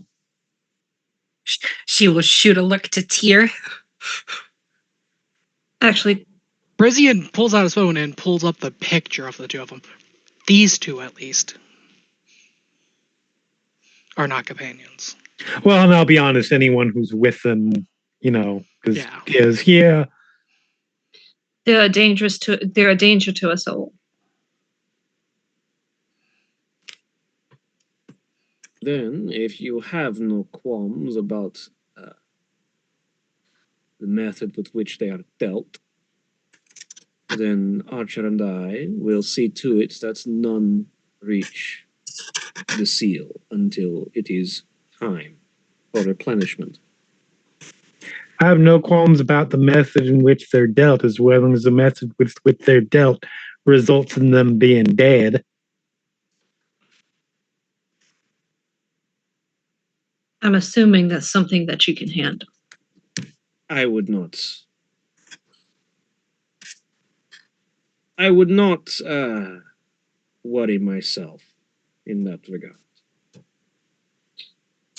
Well, that's good because I've got plenty to worry about already. Very well. I do. I want to make sure because apparently y'all are some kind of vampire saints, and I just want to make sure because you're speaking real circularly around the notion of whether these people are going to be a problem again in the future. Are they going to die or not? No offense.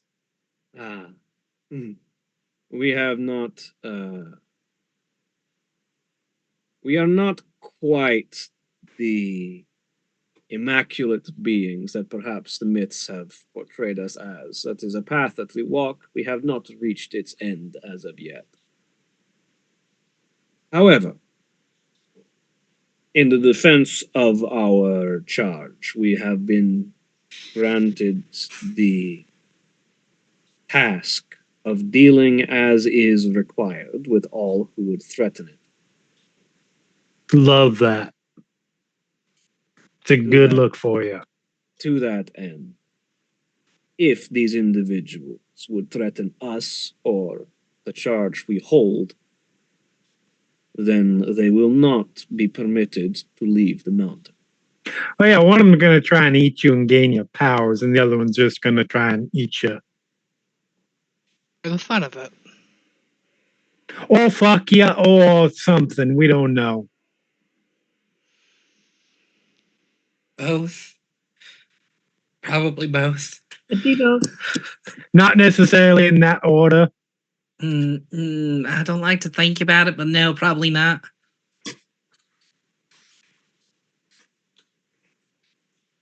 Very well. If you would like to stay for the entertainment, you are welcome to do so. But I suspect that you would rather not be around for that. I am not paying for that ticket. Thank you very much. I will skip that meet and greet and I will go back on my way. So the entertainment of those two hunters meeting their ultimate end is what you're saying. Indeed. You know what? I am going to take your word for it. I do not want to pay that entrance fee. I'll just wait for them. I'll wait for the reviews to come out.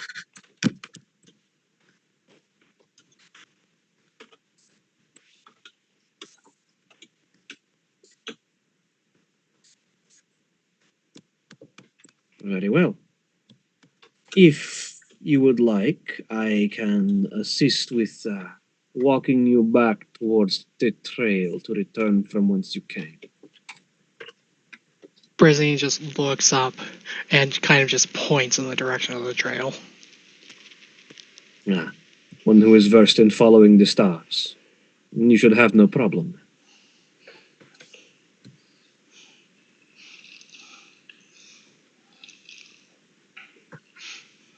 When you return, do so with the sages who would renew the seal. And we shall proceed with moving the darkness we hold. Though I suspect that by the time that you are able to bring both to bear, the threat may be significantly diminished, all things considered.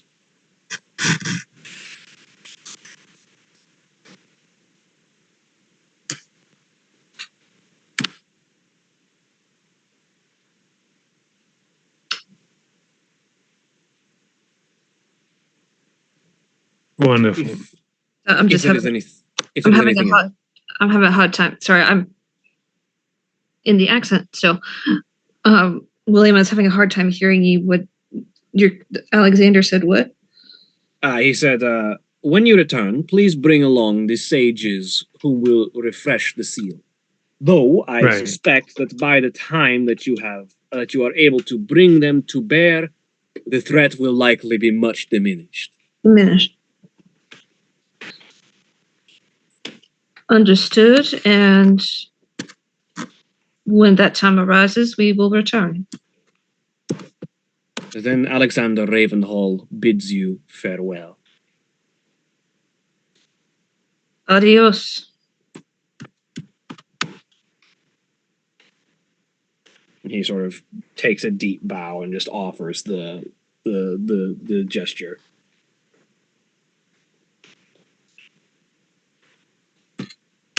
Following Frisian. Yep. Yep. Brazian will lead them back out of the woods. As you walk away, the pair of vampires sort of reconvene to speak amongst themselves. And then, if any of you sort of look over your shoulder as you walk out, they talk for a minute and then disappear back into the woods.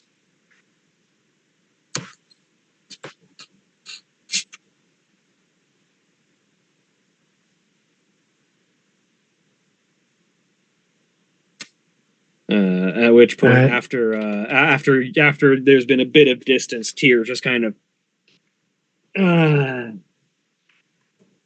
don't doubt that they are very dangerous and very powerful, but I don't know if I trust that.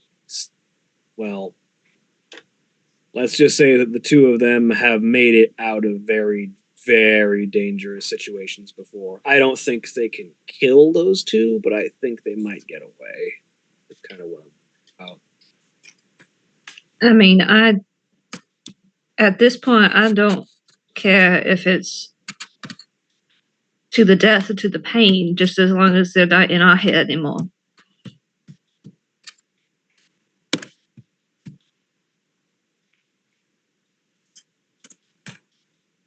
Yeah, pretty much. Like, we got enough to deal with as it is. If they can fucking, I don't know, do whatever.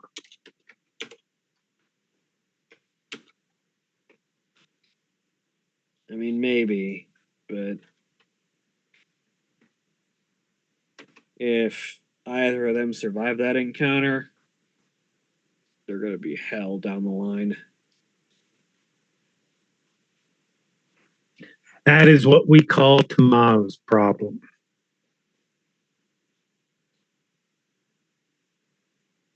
If that contingency fails, then we will find a way. For now, I am confident that they have the experience to deal with the situation. I mean, yeah, I don't know how old that older one was, but he seemed kind of medieval. Or maybe just old-fashioned, I don't know.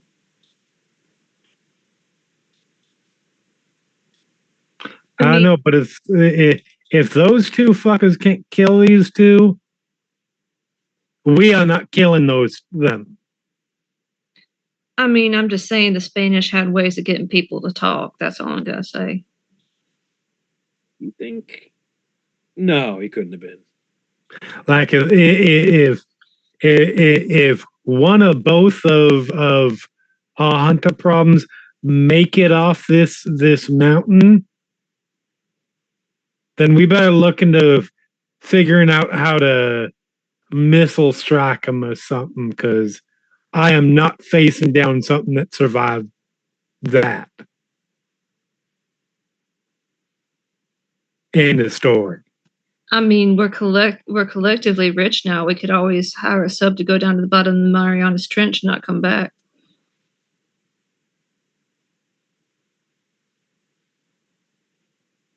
We would still have to get them on the sub. There are ways.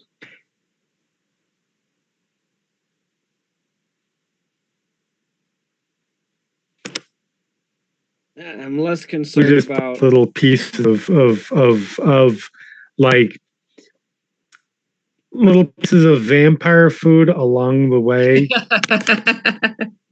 going into the sub. The clue, like little clues, like we'll drop Yeah.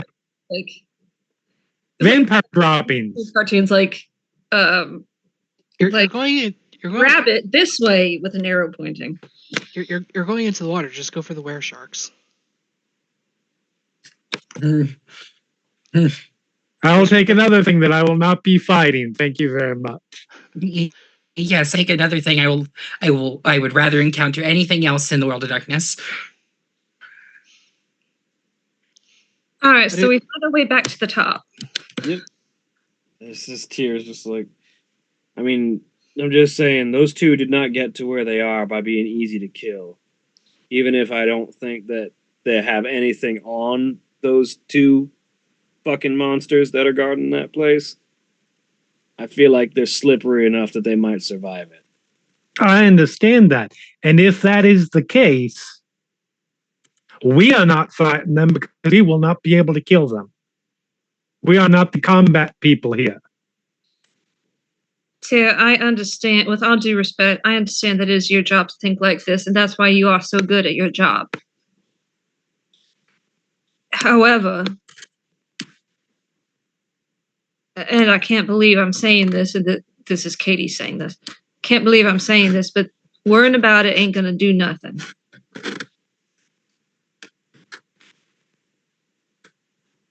I understand it's part of your job. You got to have that mindset, and that's why you're so good at it. And I appreciate that perspective. But at the same time, we've got a hell shit ton of stuff to deal with right now. We could build contingencies upon contingencies if we stood out here long enough, but that ain't gonna get anything done. I mean, what are we dealing with next?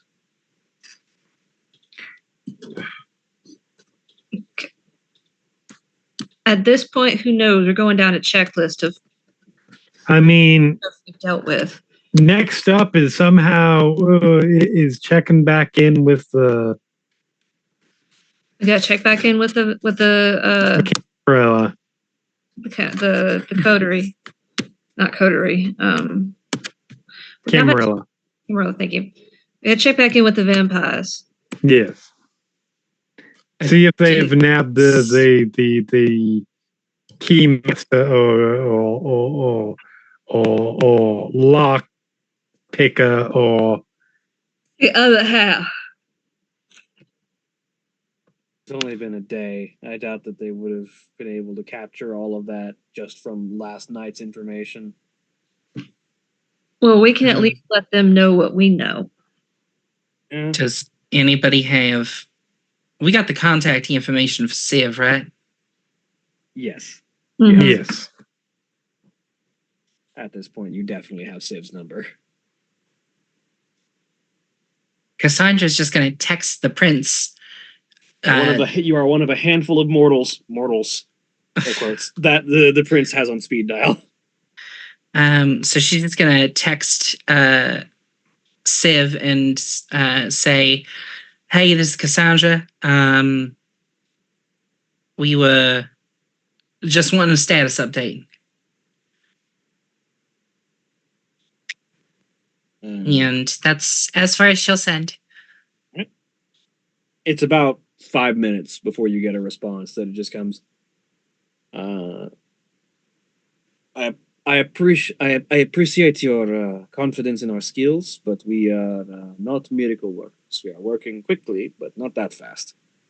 And this person is being held as a highly important agent of the Sabbat. Finding them will be a challenge, and then retrieving them even more so.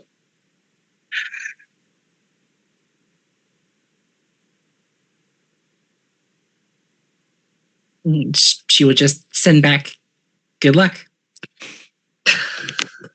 I don't need luck. No, but you do need to be quicker. Yes, you go tell that to the vampire prince. I ain't saying it. I ain't putting it in text form. I'm saying it, yeah, while we're reading over Cassandra's shoulder.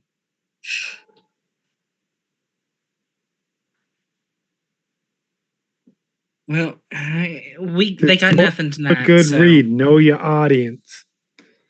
Well, great. Well, besides,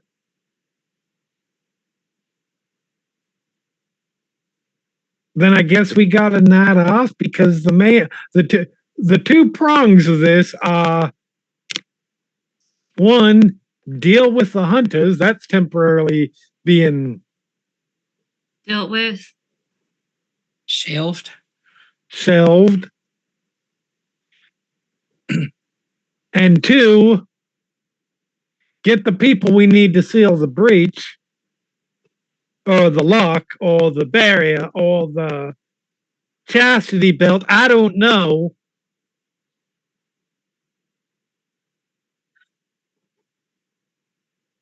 And that's being worked on.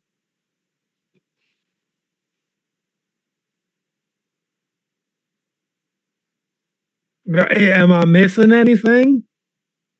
I would like the group as Jackson says that. I was waiting for a dramatically appropriate line. As Jackson says that, everyone go ahead and give me wits and composure. Dramatically appropriate line. God damn it. Being Malcav's chastity belt. 2 successes. I'm sorry, if any Toreador is going to use a or if any vampire is going to use a chastity belt to keep their antediluvian in check, it's Clan Toreador. Yeah. You can't tell me otherwise. Yeah, no, you're not wrong. Like, I tried to run through all the other options. Like, no, it's pointless for Shamasay. They'll just fleshcraft their way out of it.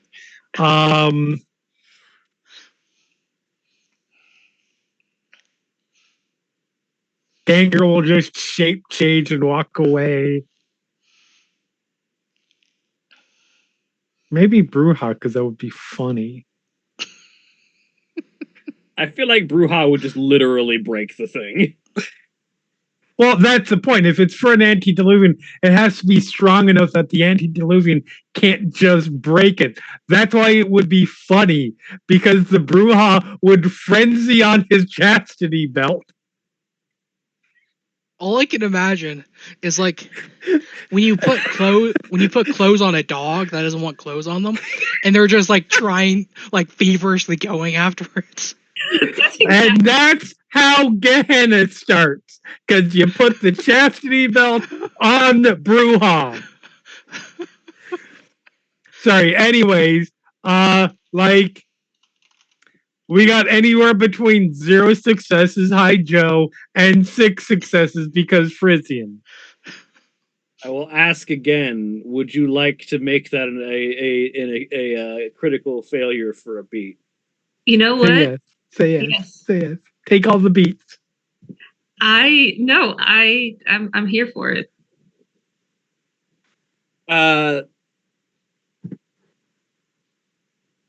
So the reason that Joe's particular role is a critical failure is because while everyone else sees or rather hears the oncoming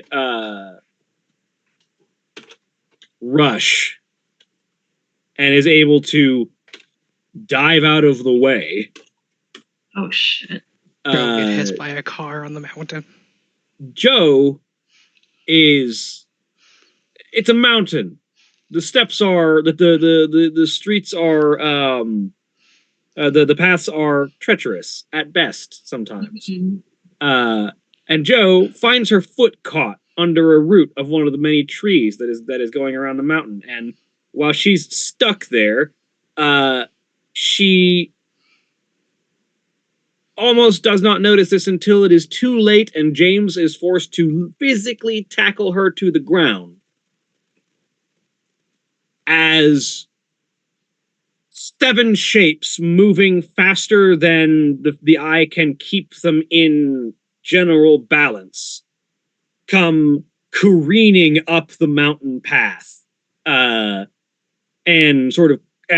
crash their way through several trees as pale figures dressed in outlandish garb barrel down the tree line heading up the mountain, and you get the sense that they might have just smelled fresh blood as 6 Sabbat arrive in the location. Am I bleeding? Not at the moment, because James managed to tackle you to the ground before a flurry of flying claws managed to eviscerate you mid stride. Sorry, to be clear, because I they came up after us, or they came by us heading towards where we just left from. So, with 6 wits and composure, Frisian is at least able to notice that you would suspect that these individuals were heading up the mountain to try and get past to where you came from, and then smelled blood and detoured. Because now these flying razor winds of individual vampires come sawing through the tree at your group, and most of you dive out of the way.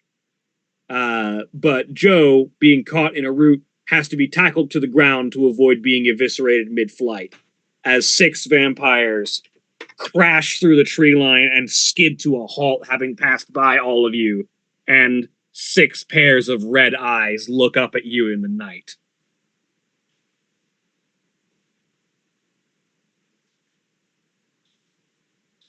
Okay. What happens when the fight or flight moment right now, as you stare down a group of predators?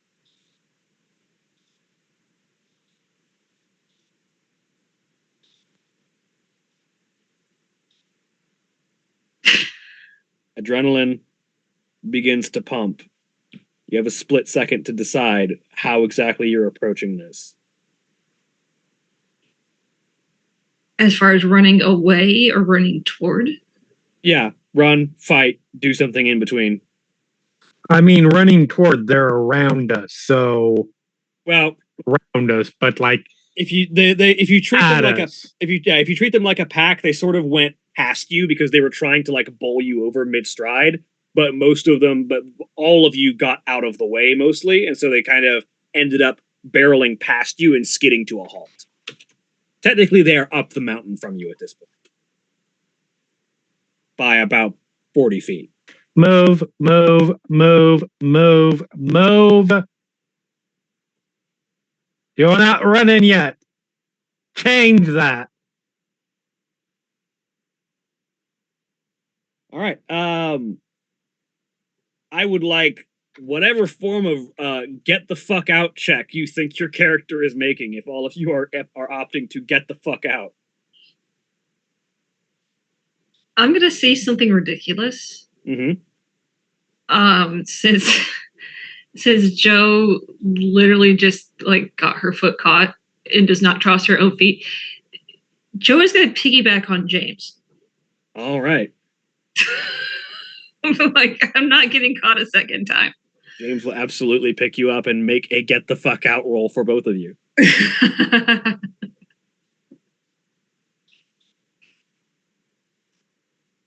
So James is going to just start fucking running and is going to make a strength and athletics roll. And put a willpower into this. Is anyone doing any magic, any tricks? Are people just running? Is anyone doing anything other than run?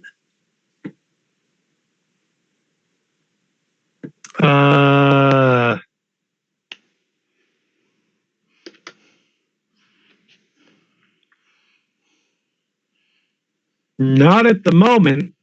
All right. Well, everybody give me either strength or dexterity and athletics, depending on how you're trying to approach this whole running thing. Do I need to roll just? No, James is carrying you, so your fate lies with his. You know what? The way I've been rolling tonight, I think that's okay. Actually, with 6, with a critical success, can I tell which one's kind of the leader of this group? Yes. One of them seems to like have this like punk rock chav aesthetic is the best way that I can describe it. He looks like he's probably British, and he's got like the spiked mohawk that's just like a bunch of individual spikes, and he's got like this like dog collar, like spiked dog collar on his neck and like wrist spikes, and the punk jacket that's ripped up in several locations, with like just the anarchy symbol on one shoulder. And he seems to be the shot caller based on how he seems to have been at the head of the spear that had redirected towards you, and then is now seems to be the one growling at everyone else as the group sort of turns to try and catch you again. Overpowering dread. Ooh, interesting. I don't suppose by doing this I catch him by surprise. No, considering that they smelled you and detoured after you, I don't think you're surprising them. Oh no, I mean the surprise aspect of I'm standing there intimidating him back, catching him off guard by not just being fearful. Are you trying to fulfill the loophole of your contract? Yep. What's the loophole say? The changeling stands in shadows and takes the target by surprise. And the surprise element I'm going for here is retaliation instead of fear. I will say that is enough of a surprise to fulfill a loophole. Okay, cool. It's actually not that important. I have more than enough glamour to fulfill this. Anyways, I need a composure roll from him. All right. And it is my... That is which contract? Overpowering dread. It is in the sword. Sword? It is a sword contract. Overpowering dread. My presence. Versus composure and weird or whatever their supernatural ability is. Weird. Are you able to spend willpower on this? You can, yes. Okay. They can't because it's a reaction. Also, notably, they all, because it looks like they want to initiate combat, they all have to spend a willpower to even try to fight me anyways. Yeah. Right, because you're just that spooky. I have Air of Menace. Did you say you're a paramenace? Air of Menace, not... Oh, Air of Menace. Okay. I'm a pair, yeah. I say like instead of paranormal, like paramenace, like yeah. Presence intimidation, weird. Willpower. Not great. He still better fails. than him. So he gets the frightened condition? Yes. Condition frightened. I'm a security character. He can't approach the source of his fear or act against it. You sort of like stand your ground and just like lock eyes. Your vision tunnels into the person that seems to be in charge, and you see him go from hunched on the ground, claws out, ready to try and rush back at you, to standing up, stiff, kind of taking a shaky step back as your dread overpowers his own. And he just kind of like raises a shaky hand and points. It's like, get them! And the rest of them begin to run, even if he has to step back and let them take over. Are you running after that or staying? Can I just try to intimidate the others? Just roll me a presence and intimidation in general, just to see how well you like give them pause by giving the first one pause. Can I spend willpower on this one? No, because this is just kind of incidental. Okay.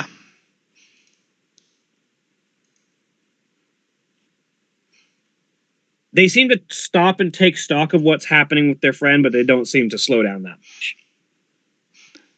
It doesn't seem like they're stopping, so Frisian books it after the others. Was that all one turn? It was the incidental attempt to see if the initial intimidate happened to anything else. Wasn't like it wasn't going to stop them from going. It was just a check to see. But yeah, he does his thing and starts running.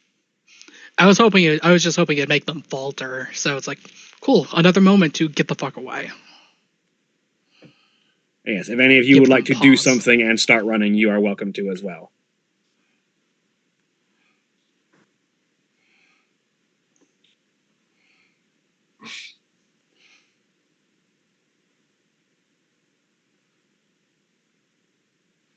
I'd like to spend a willpower and start running. All right. And make me a strength athletics with willpower. One success. Really?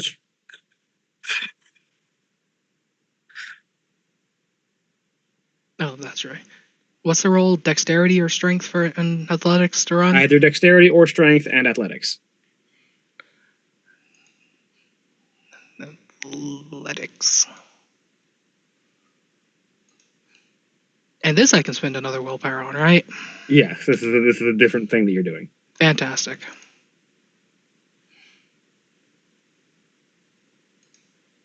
Though the fact that you did something else means that you're not going to be running as much as anyone who's just focusing on. Nope.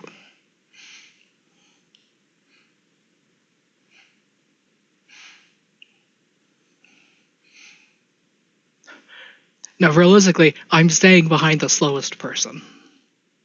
Pretty much. I mean, there's if you take an action and move, yeah, you're moving about half as quick as anybody else. Yeah.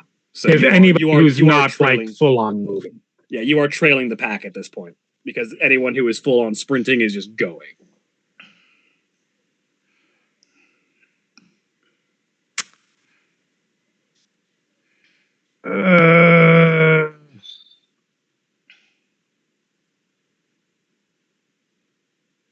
I need to. Sorry, I'm checking something really quick. Checking what contracts you might have to help out here.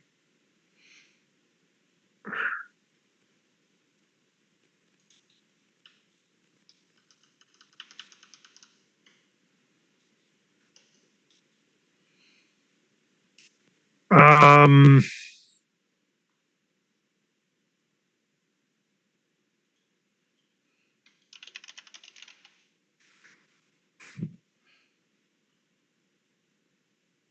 I don't think. Yeah, Jackson's gonna shoot whoever's closest, and then move because he is not letting, certainly not Frisian, stick behind for half a turn and move All right. because they're just gonna dogpile him at that point. All right. Unload your shotgun at the closest one.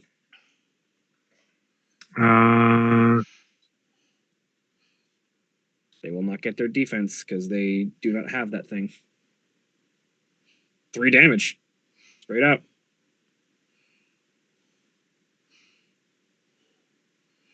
Yep. You just you like one of them starts running forward and you just sort of level the shotgun and pull the trigger and it just sort of catches them in the chest and you watch them stumble and like lose their footing for a second and then like pull themselves back up and get running. You take the one that was in the front of the pack chasing you to the back of the pack chasing you. Okay.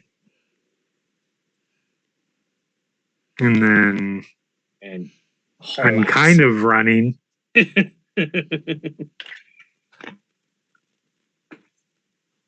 Anyone else?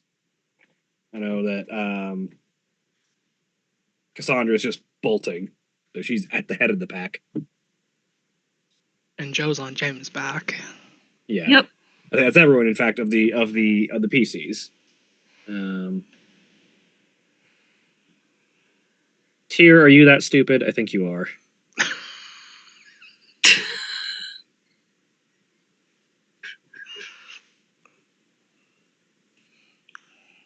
I love how there was no ponderance in between those two statements. Use the Are you that stupid? MP7. Yeah, you are. Use the MP7 profile. It's close enough to the stake launcher. Put a willpower into it to counteract the. Aiming for the heart is a -3 penalty, right? If I remember right. I think so. Yeah, so that'll you spending a willpower will cancel out the penalty there, and it has to do 3 damage, I think, to actually penetrate the heart. if I'm recalling correctly. Yeah. Yep.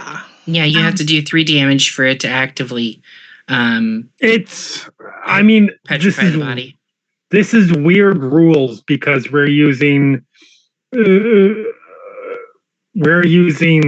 Yeah, a mix of old New World World and of Old World. Darkness Yeah, vampires with New World of Darkness combat. yeah. So normally they would get a chance to soak, but soaking isn't a thing in this system. Yeah. So Hold on, let me open the Vampire the Requiem 2e book to find out staking rules. no, I mean legit. More seriously, yes, that would be what the best option. But Yeah, honestly, if you have the Requiem 2 ebook, I do. Tell me what I have it the stake open. rules are.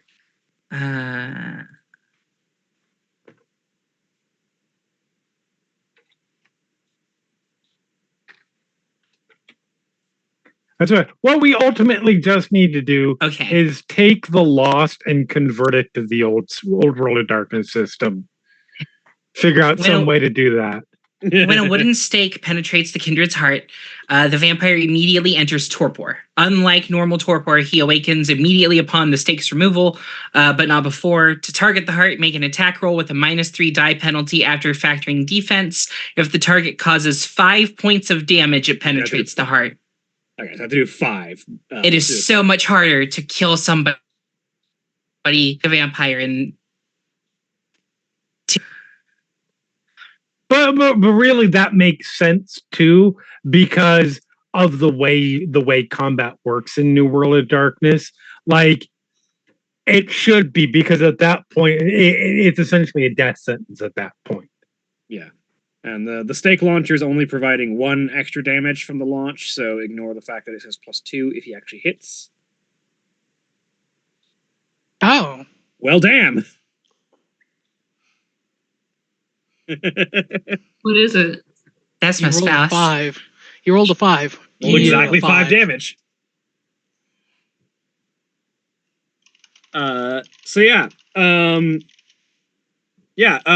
Tyr sort of like levels this stake throwing crossbow, takes the aim, spends the willpower to negate the -3, pulls the trigger, and this stake flies true and straight into the second vampire behind the one that Marlena like took the legs out from under with the shotgun and drives home into their chest.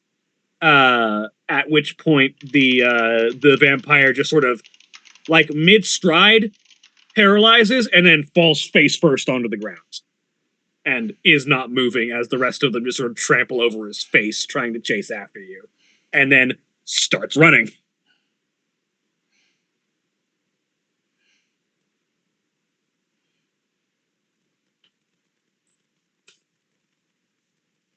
Dexterity and athletics, or strength and athletics rather.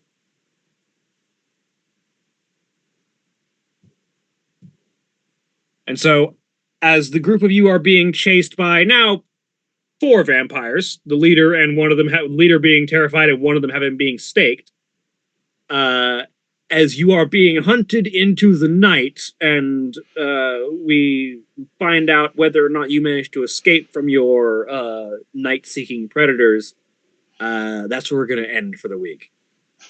Say goodbye, everybody. Bye. Bye. Goodbye.